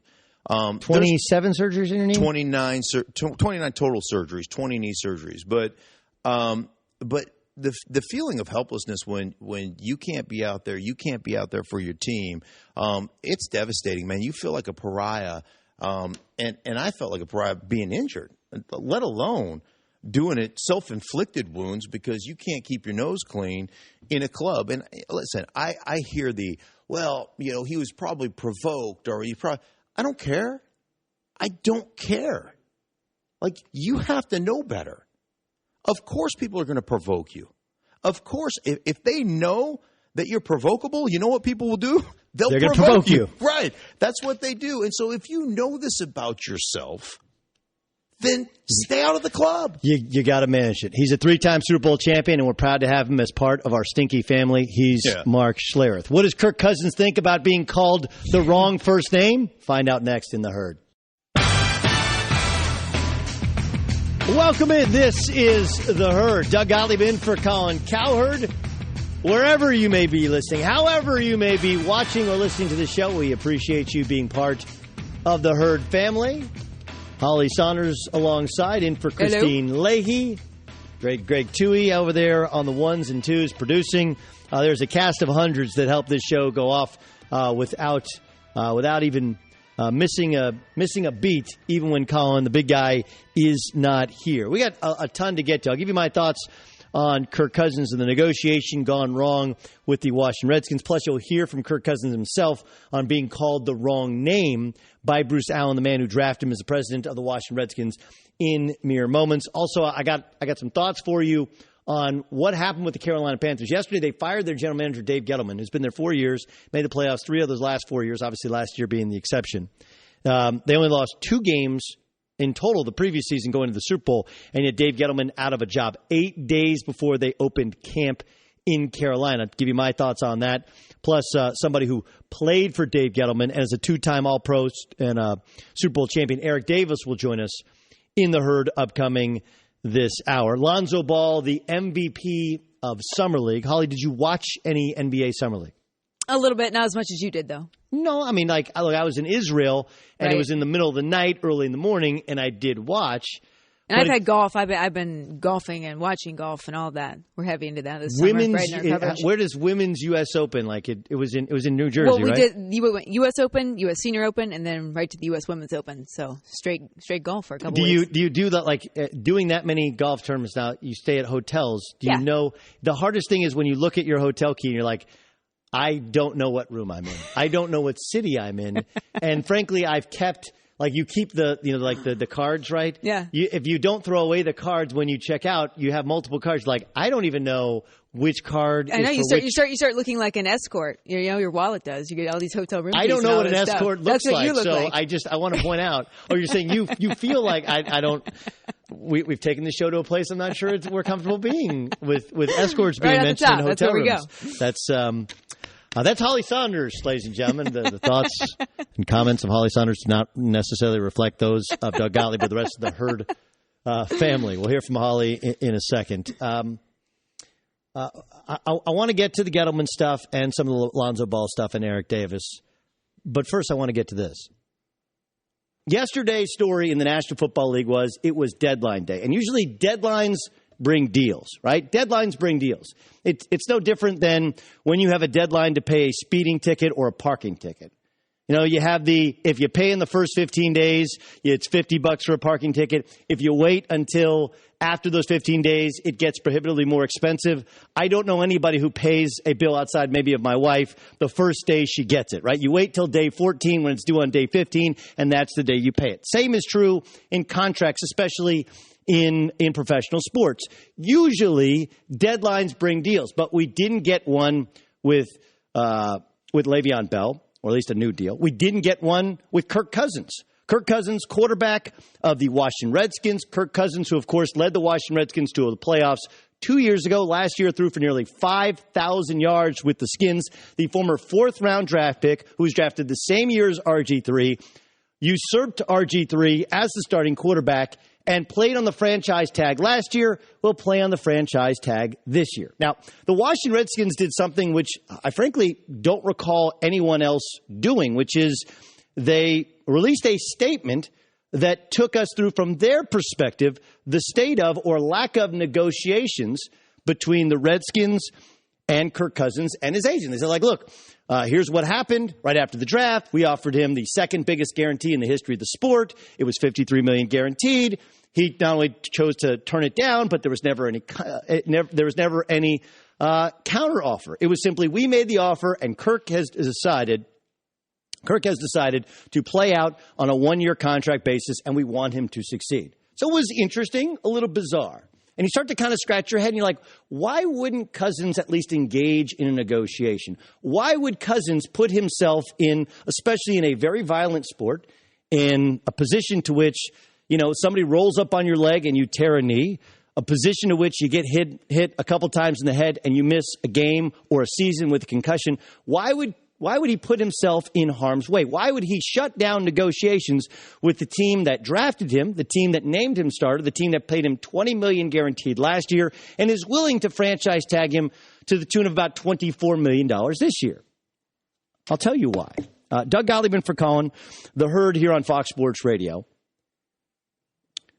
Bruce Allen is the president of the Washington Redskins. Now remember, Bruce Allen, this is not somebody else's player. He drafted Kirk Cousins.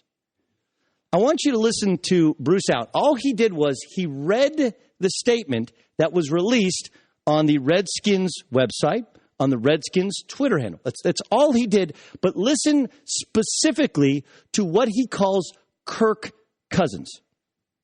After discussions with Kirk this weekend, face-to-face, I wanted to clarify our negotiations for this year. Kurt is obviously an important part of our organization and is important to our team and fans. Our goal was to sign Kurt to a long-term contract with a final objective of having him end his career with the Redskins. We made Kurt an offer that included the highest fully guaranteed amount upon signing for a quarterback in NFL history. But despite our repeated attempts, we have not received any offer from Kurt's agent this year. Kurt has made it clear to me that he prefers to play on a year-to-year basis.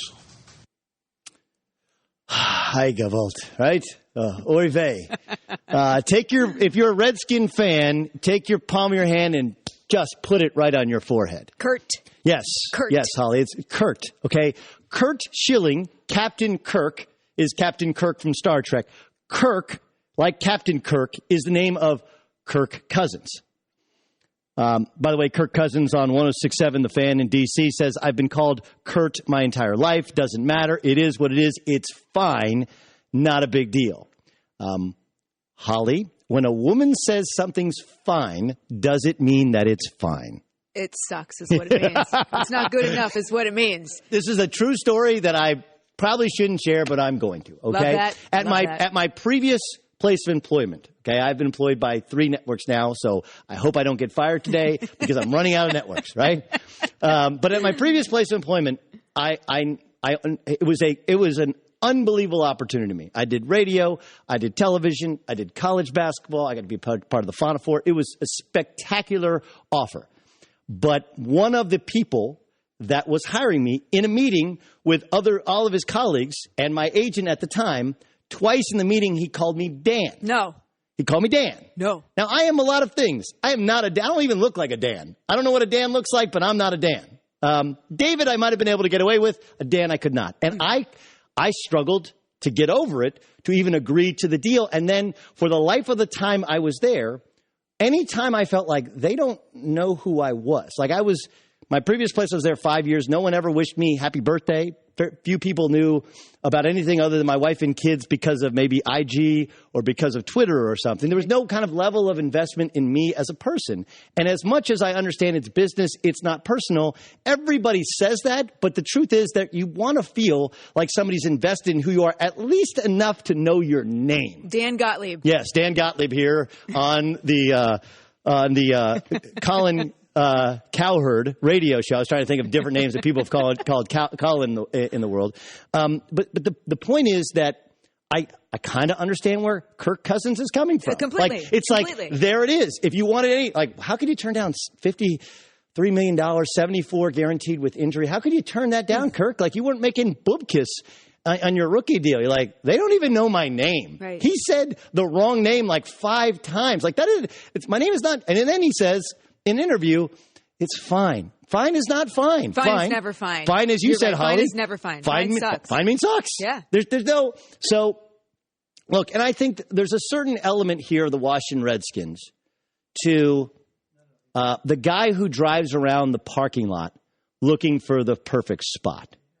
Like you pull into a parking structure and it's fairly packed, and you see one, and it's like 100 yards or so from where you need to go, from the elevator, the escalator, and you're like, I could drive around and get a better spot. But in the time it takes to drive around and get a better spot, or you follow somebody, they come through and you like start following them. It's kind of a creepy thing to do where you're trailing them. Are you leaving now? Can I follow you? Right. And then they get in their car and they take forever and they got to buckle their seatbelt, and then people are beeping behind you and you're waiting for the reverse lights to be on. Anyway, you end up getting that spot in the time in which it took for you to get to that perfect parking spot. If you even get to that you could have been in the store shopping and probably back out on your way, right? If I were on a date and a guy drove around for a parking spot, I'd get out and leave.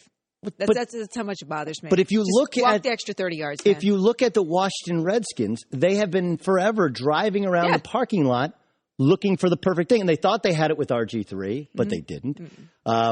You had Jason Campbell before there. You go back, you had Heath Schuler. They have had a litany of quarterbacks. Since Joe Theismann broke his leg, they've been searching for the perfect parking spot.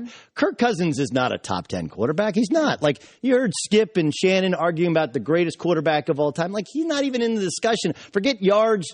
They had no running game last year. He had a big year, but he had a big year because they had the ball more. They were trailing more. They weren't as good a team, and the stats become skewed for him. On the other hand, he's like, 12 to 18 in starting quarterbacks. He's fine.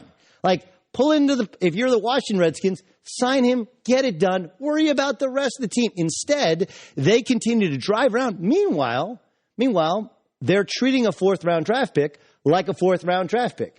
Hey, Kurt, we offered you this really good deal. Kurt, would you sign it? And he's sitting there going, you don't even know my first name, and you want to say that you made the second largest guarantee offer in the history of the National Football League, and you don't know my name is Kirk, not Kurt. It's one of those things that I think we all have some sort of maybe insecurity. And I don't know if insecurity is too strong a word, right? But there are comments to which I could make maybe about you, Holly, which would to anybody else would be unoffensive. You'd be able to brush it off, but because of you personally, or like for me personally, right? Like, you make comments about me, like, man, it really stings. And I think, like, here's Kirk Cousins earlier today, DC radio station, when asked about Bruce Allen repeatedly calling him Kurt. I've been called Kurt my entire life. I remember having different, teachers and instructors who would call me Kurt, K-U-R-T, and doesn't matter. Yeah, it doesn't matter. It's fine. It's whatever. Like, it's not that big a deal to everybody, and he can brush it off as not a big deal, but it's like the kid that was fat growing up, okay? And, they have that in their background. Like, look, I was the chubby kid growing up. I'm extra sensitive to it. And maybe when it's not even about you, it's about somebody else.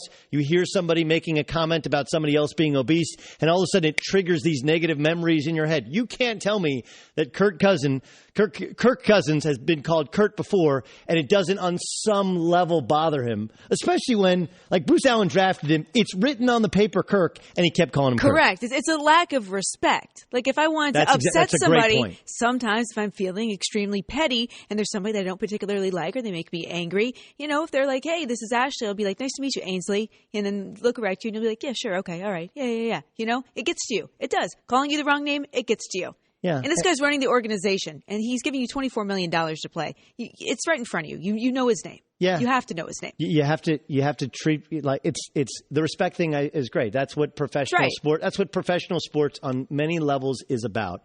It's like, even if you don't really think he's a franchise-changing quarterback, you have to act like it because he's your quarterback. He's not somebody else's quarterback. This happens in business all the time. Happens in our business where the people that you have that you currently employ, you take somewhat for granted. Sure. Whereas people from other places that you bring in, you heap all this praise on them and you give them more money and you give them more respect, even though they don't have the sweat equity that Kirk Cousins has. He has worked his way from being a backup quarterback to a starting quarterback to leading the Washington Redskins to the playoffs and throwing for nearly 5,000. He's your guy. Right. Like, you know his name. You should know his name, and I think he – very rarely do I like the I feel disrespected card from a professional athlete, but I kind of feel like he was disrespected. It's the word I used. Absolutely. That's what I think. It was a great point. That's why I like that you had it. Holly Saunders in for Christine Leahy. I'm Doug Gottlieb.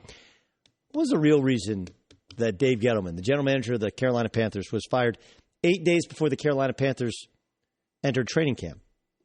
I got my thoughts. I'll share them with you next in The Herd. This is The Herd. Doug Gottlieb in for Colin. Holly Saunders in for Christine Leahy. Welcome into Fox Sports 1, Fox Sports Radio, and the iHeart app. Eric Davis, who two-time All-Pro, Super Bowl champion. You also see him on Speak for Yourself. He's going to join us on the couch up here, upcoming in 10 minutes. Timing is everything. Timing often tells the tale of moves in sports. And so when Dave Gettleman was fired yesterday by the Carolina Panthers, all right, so there's a GM move. And the Panthers had kind of a disastrous season. This happens oftentimes, Holly, which the team that loses the Super Bowl often suffers the bigger hangover, even than the team that wins the Super Bowl. The Carolina Panthers, people forget that 2 years ago, they nearly went undefeated through the regular season. They lost in Week 16. That's the next to last week of the season. Week 16, and then lost in the Super Bowl. Cam Newton didn't play well. The offense couldn't move the football against that incredible Denver Broncos defense. And Peyton Manning, who really did not play well, couldn't throw the football, still managed to score just enough points. He got a punt return touchdown as well. And he ends his career on a Super Bowl win, and the Panthers haven't been the same since.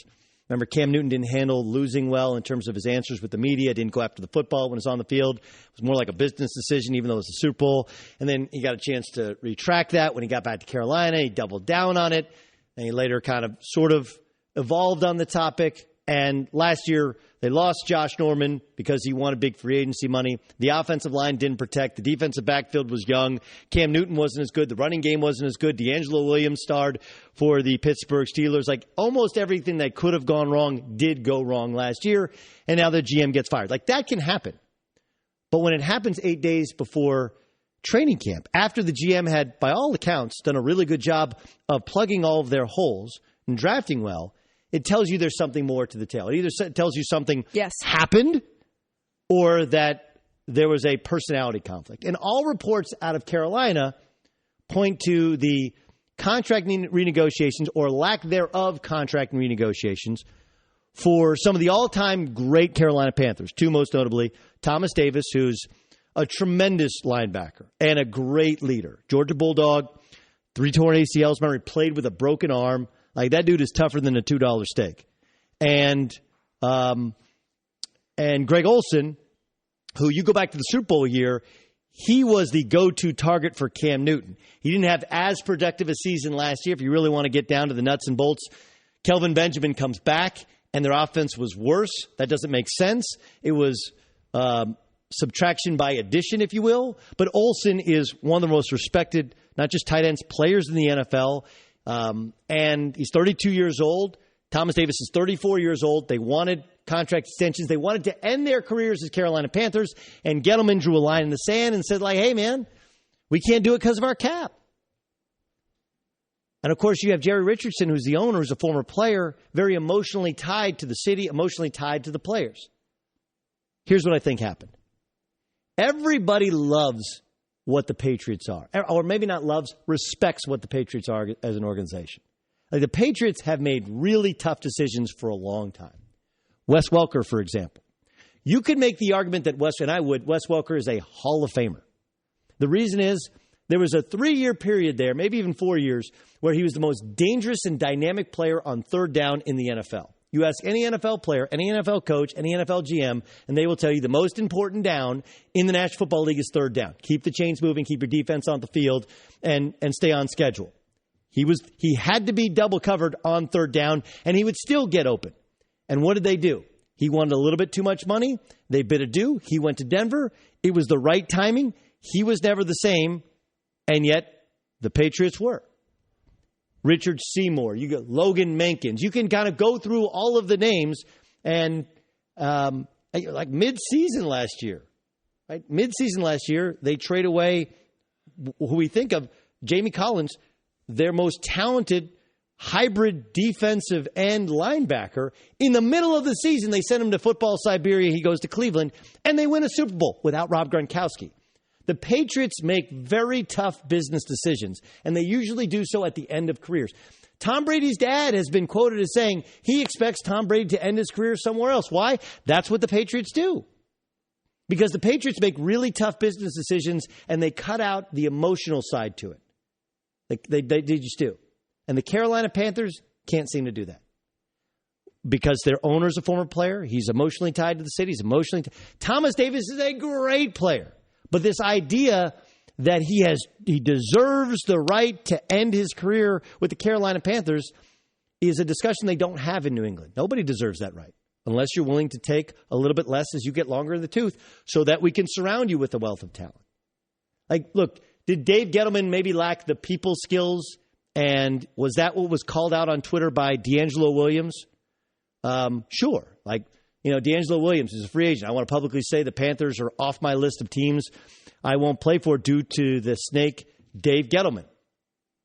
Like, wow, that is Steve Smith. It's okay, Dave. I know how you feel. Let's not misremember. Steve Smith was a great player. Steve Smith was a pain in the ass when he was in Carolina. And after Steve Smith left for Baltimore, where he was very productive, tore his Achilles tendon, came back, and was still productive last year. But after Steve Smith left for Baltimore, they went to the Super Bowl without him. Because he couldn't get along with Cam Newton, he couldn't keep his mouth shut, and a young quarterback didn't know how to deal with an outspoken, super talented, probably Hall of Fame wide receiver in Steve Smith. Like, let's not forget, Dave Gettleman took over a franchise in cap hell, restructured a lot of their contracts, made some hard decisions, and got them to a Super Bowl. And last year they took a step back. And by all accounts, he did a great job getting them back closer to the Atlanta Falcons as opposed to the New Orleans Saints. Right? Like, the New Orleans Saints went to the Super Bowl cap hell, haven't been able to figure it out. And they're still blaming Bountygate. Like, do you know how long ago Bountygate was? Bountygate was before Dave Gettleman ever got the job, and they can't get a defense. Josh Norman, of course, tweeting something out like, look, Josh Norman got paid, and it looks like a bad short-term decision to replace Josh Norman with a rookie, with two rookies nonetheless. Mm-hmm. But long-term, it probably allows them to keep more talent on the defensive side of the football, and it's probably the right decision business-wise for the organization, even if it doesn't feel good in terms of personally. Everybody says, man, we want to be just like the Patriots. Right? We want to make tough business decisions. We want to stay true to the cap. We want to make the right decisions for the franchise, not for individual players. But this whole it's business, it's not personal sounds really good. But when you have emotionally tied owners to the club and you have a coach that gets emotionally tied to the players, unlike Bill Belichick, who lacks that he even lacks emotion in his press conference. Well, we just went on to Cleveland, Yeah, but that's how they run their ship. That's why they're the best. That's why the Spurs are how they are, right? They lack that emotional gene that other people have. And while it may not feel good if you're that guy who has the sweat equity with the club, those hard decisions are what's allowed them to be so successful for such a long period of time. All right, let's get to Holly with the news. No. Turn on the news.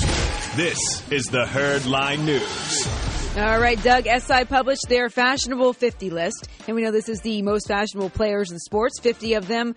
Let's go through this list here. Number 1 is obviously Russell Westbrook. Number 2, Victor Cruz. That surprised me. Then we go from there. Cam Newton listed over at, I believe it's number 14.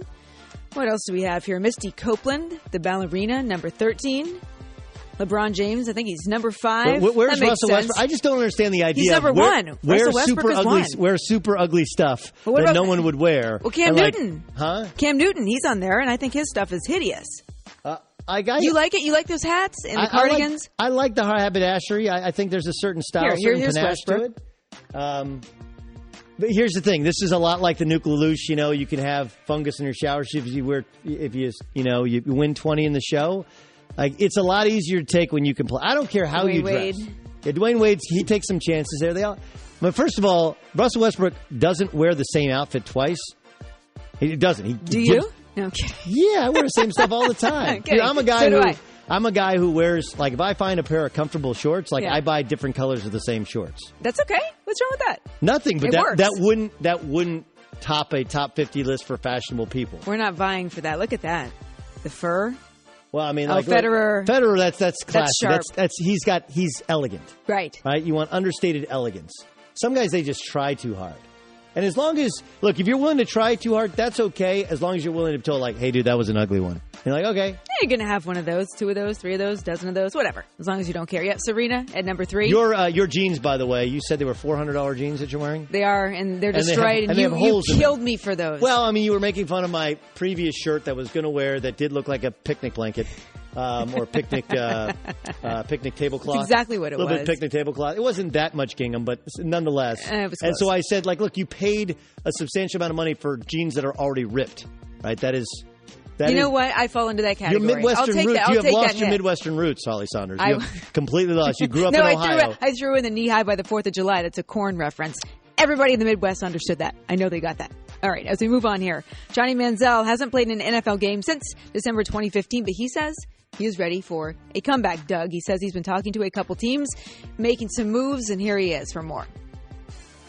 Right now I'm just trying to keep myself in a position to be able to get back onto a team. So, I've had a couple conversations with some teams. I know the situation that I put myself in. I know the year that I took off and obviously the mistakes that I made. So, right now I'm hopeful. I'm really hopeful, and I think that I've made some progress in that regard. But, we'll really see. Whenever I get a call, I'll do whatever I can to try and, make the most of it. How much do you miss it? A ton. All right, so do you think we've seen the last of Johnny Manziel? More importantly, have we seen the last of Vegas insider, VIP high roller, Billy Janziel? I definitely think we've seen the last of Billy Janziel. You do think so? There's no. I need more of that. Like, who? Look at that. Well, I mean, that's one of the all-time stories where he's supposed to be in Cleveland on injured reserve, and he doesn't show up for rehab. Instead, he's in Vegas in disguise. Like, that's one of the all-timers. That's like one of the all-time stories in the history of the National Football League. With an alias. He's Billy Janziel. He was recently in Mexico with two ladies, and Billy was or Johnny was? No, Johnny Billy. was. Johnny was. Oh, well, who cares? I think it's got to. I'm sure he's to the point where he's pretty scared that, hey, we're getting ready for camp, and the phone hasn't rang. Like, I'm talking to some NFL teams, but he's not in any NFL camp. Remember, teams bring 5-6 quarterbacks to camp, knowing they're only going to keep 2 or 3. He's not even practice fodder right now. He's in his mid-20s. The NFL, not for long if you don't get your stuff together. Do I think we've seen the last of him? I think there's probably going to be somebody who gives him a shot in some league, Arena League, Canadian League, before the NFL gives him a shot. Okay. He'd have to earn his way there before we'll ever see him in the NFL. Never say never, Billy. Never say never. Billy, well, not about Johnny. Billy is the one I care about. He'll be back. Vegas. All right. We all know the fastest man in the world is Usain Bolt. Well, the fastest snail in the world shares a similar name. It's Usain Bolt, and he was the fastest snail in the world, that is, until a big upset this weekend in London, the World Snail Racing Championship. Here's the man who had the call there. This is the final of the 2017 World Championships. Ready, steady, slow,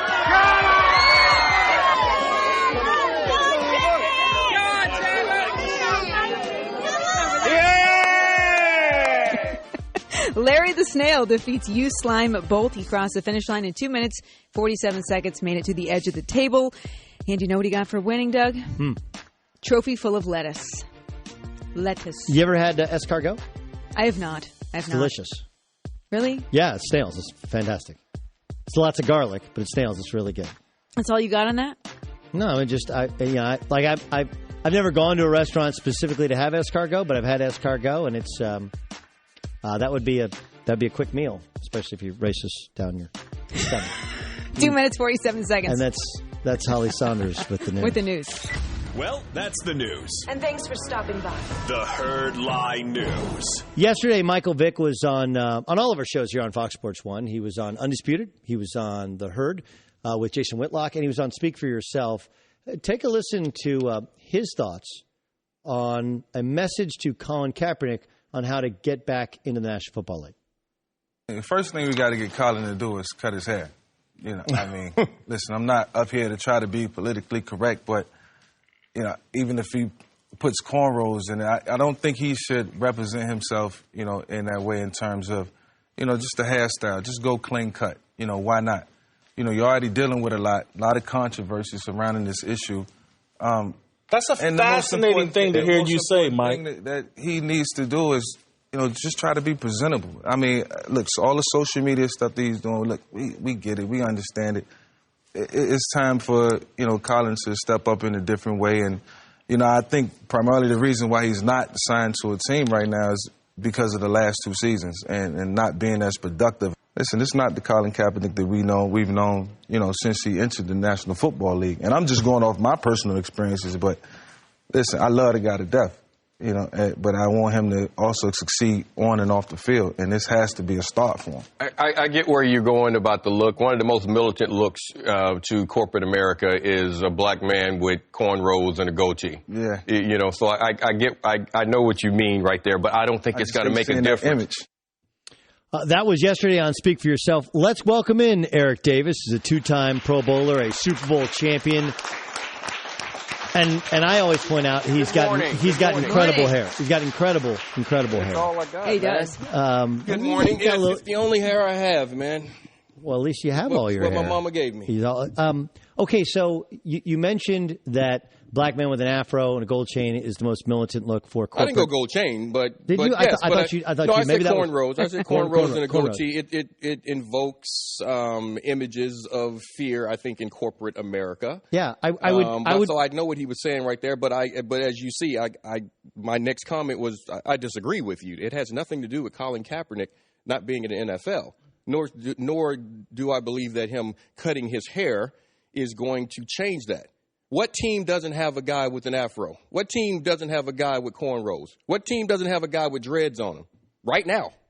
What quarterback has dreads, afro? First of all, how many black quarterbacks are there? Not very when many. RG3 was in the league, he had his hair braided, so it was there. It's a cultural thing. Aaron Rodgers doesn't braid his hair. Brady's never going to braid their hair. So, number one, when you say how many quarterbacks have that, it's a limited number of black quarterbacks in the league. It's an impossibility. I think what Mike is saying, though, is at some point you have to surrender yourself to the idea that this is a corporate job. This is not as much just a football job where we throw on a helmet as much as, and especially considering how he put himself out there last year with the protests. Like, I agree that Colin Kaepernick is not the player that some perceive him to be, because this is not 2013 Colin Kaepernick. This is 2017, and he has to find that unique system. This is not the only reason, but it's got to be, Eric, at least part of the reason that he's not on a roster. I'm not saying his hair? Just the image of who he is and what he's trying to... The image of who he is based on the kneeling, period. Cap hasn't changed one bit. Cap still has the same, his tats are still the same Bible verses and sayings and things like that, inspirational things that they always were. But for some reason, he's viewed as this militant person because of his stance. That's all, and that's what I've said from day one. The owners have the right to say, we don't want you on our team. They can do that for whatever reason. Think about it. Pro sports are one of the few jobs where they can just say, we don't want you because you're too old.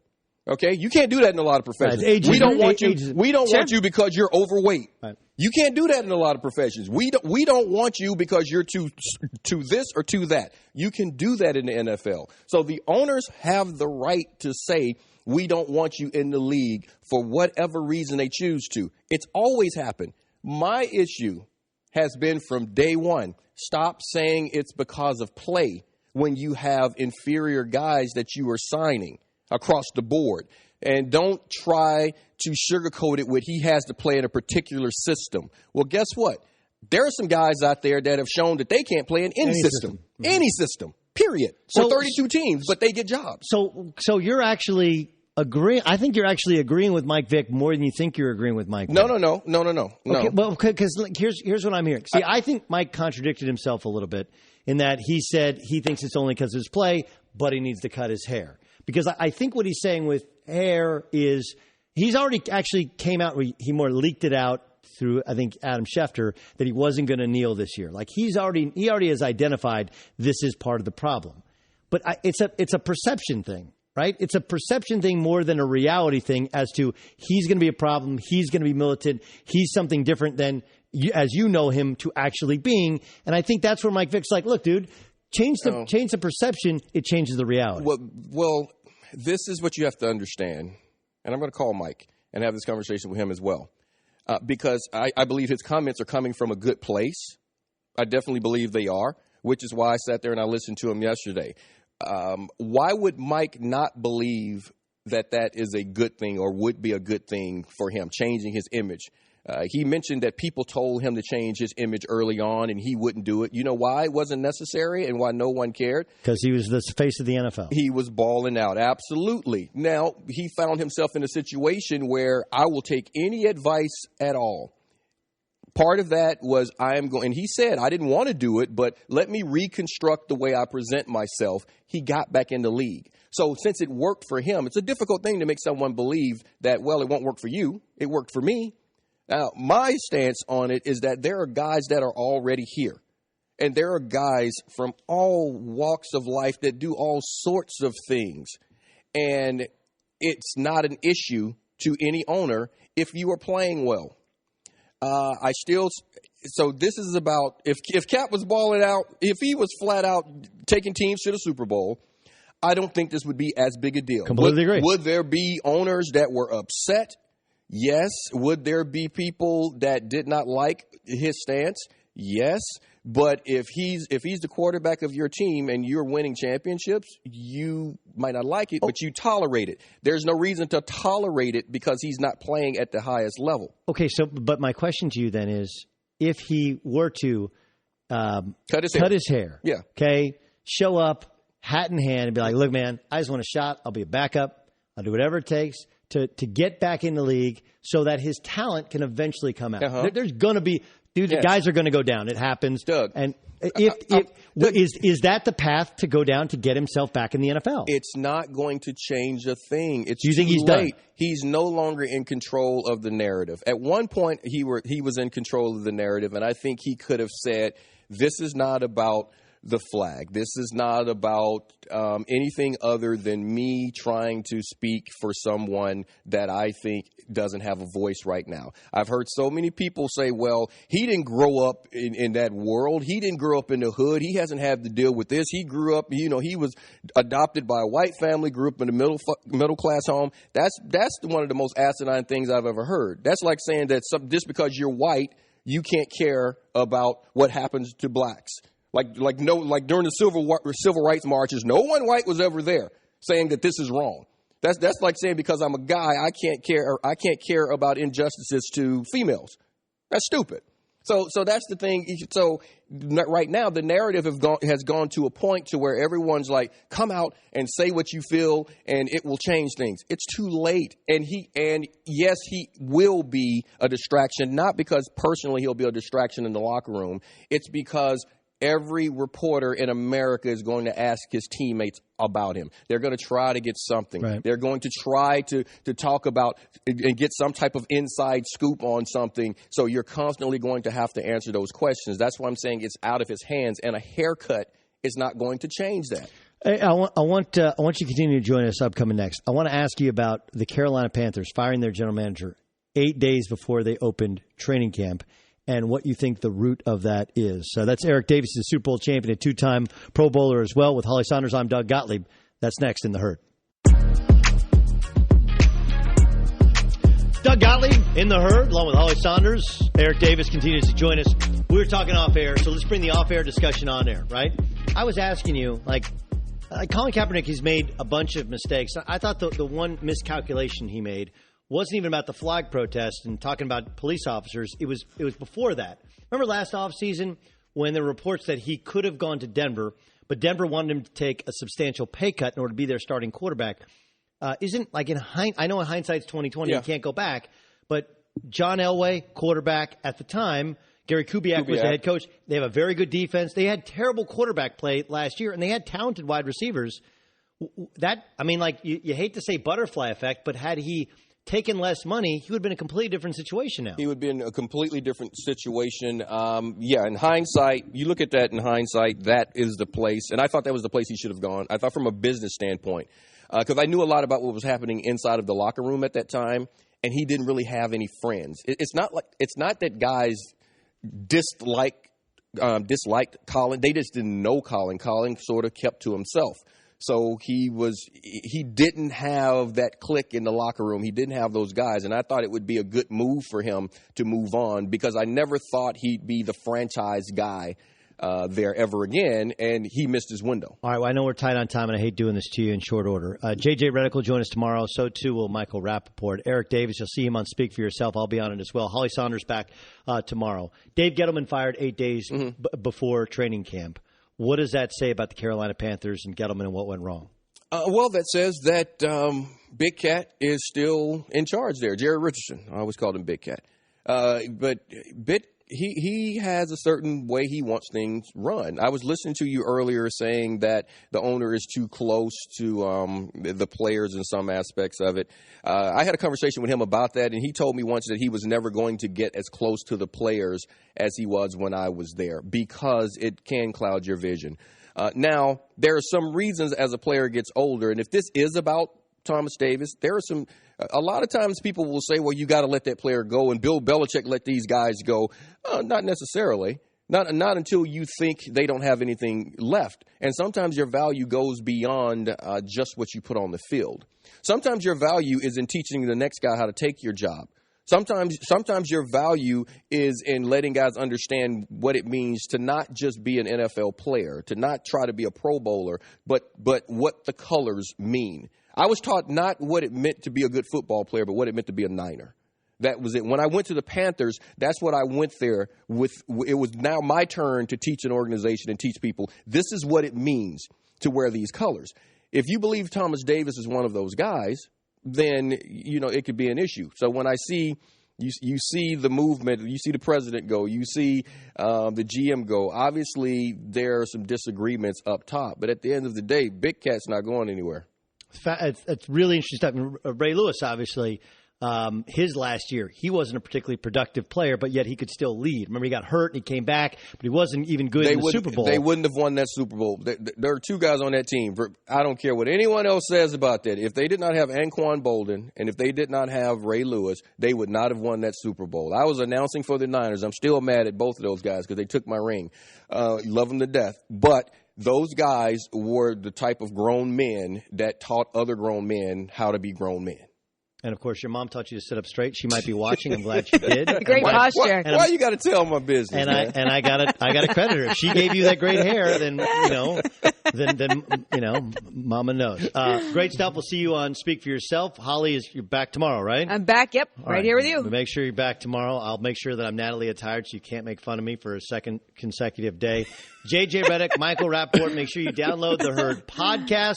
Thanks to all the guests. Mark Schlereth, who told his story as to why he's actually nicknamed Stink. You can download that and check us all out upcoming on Speak for Yourself. I'm Doug Gottlieb, in for the rest of the week for Colin. This is The Herd.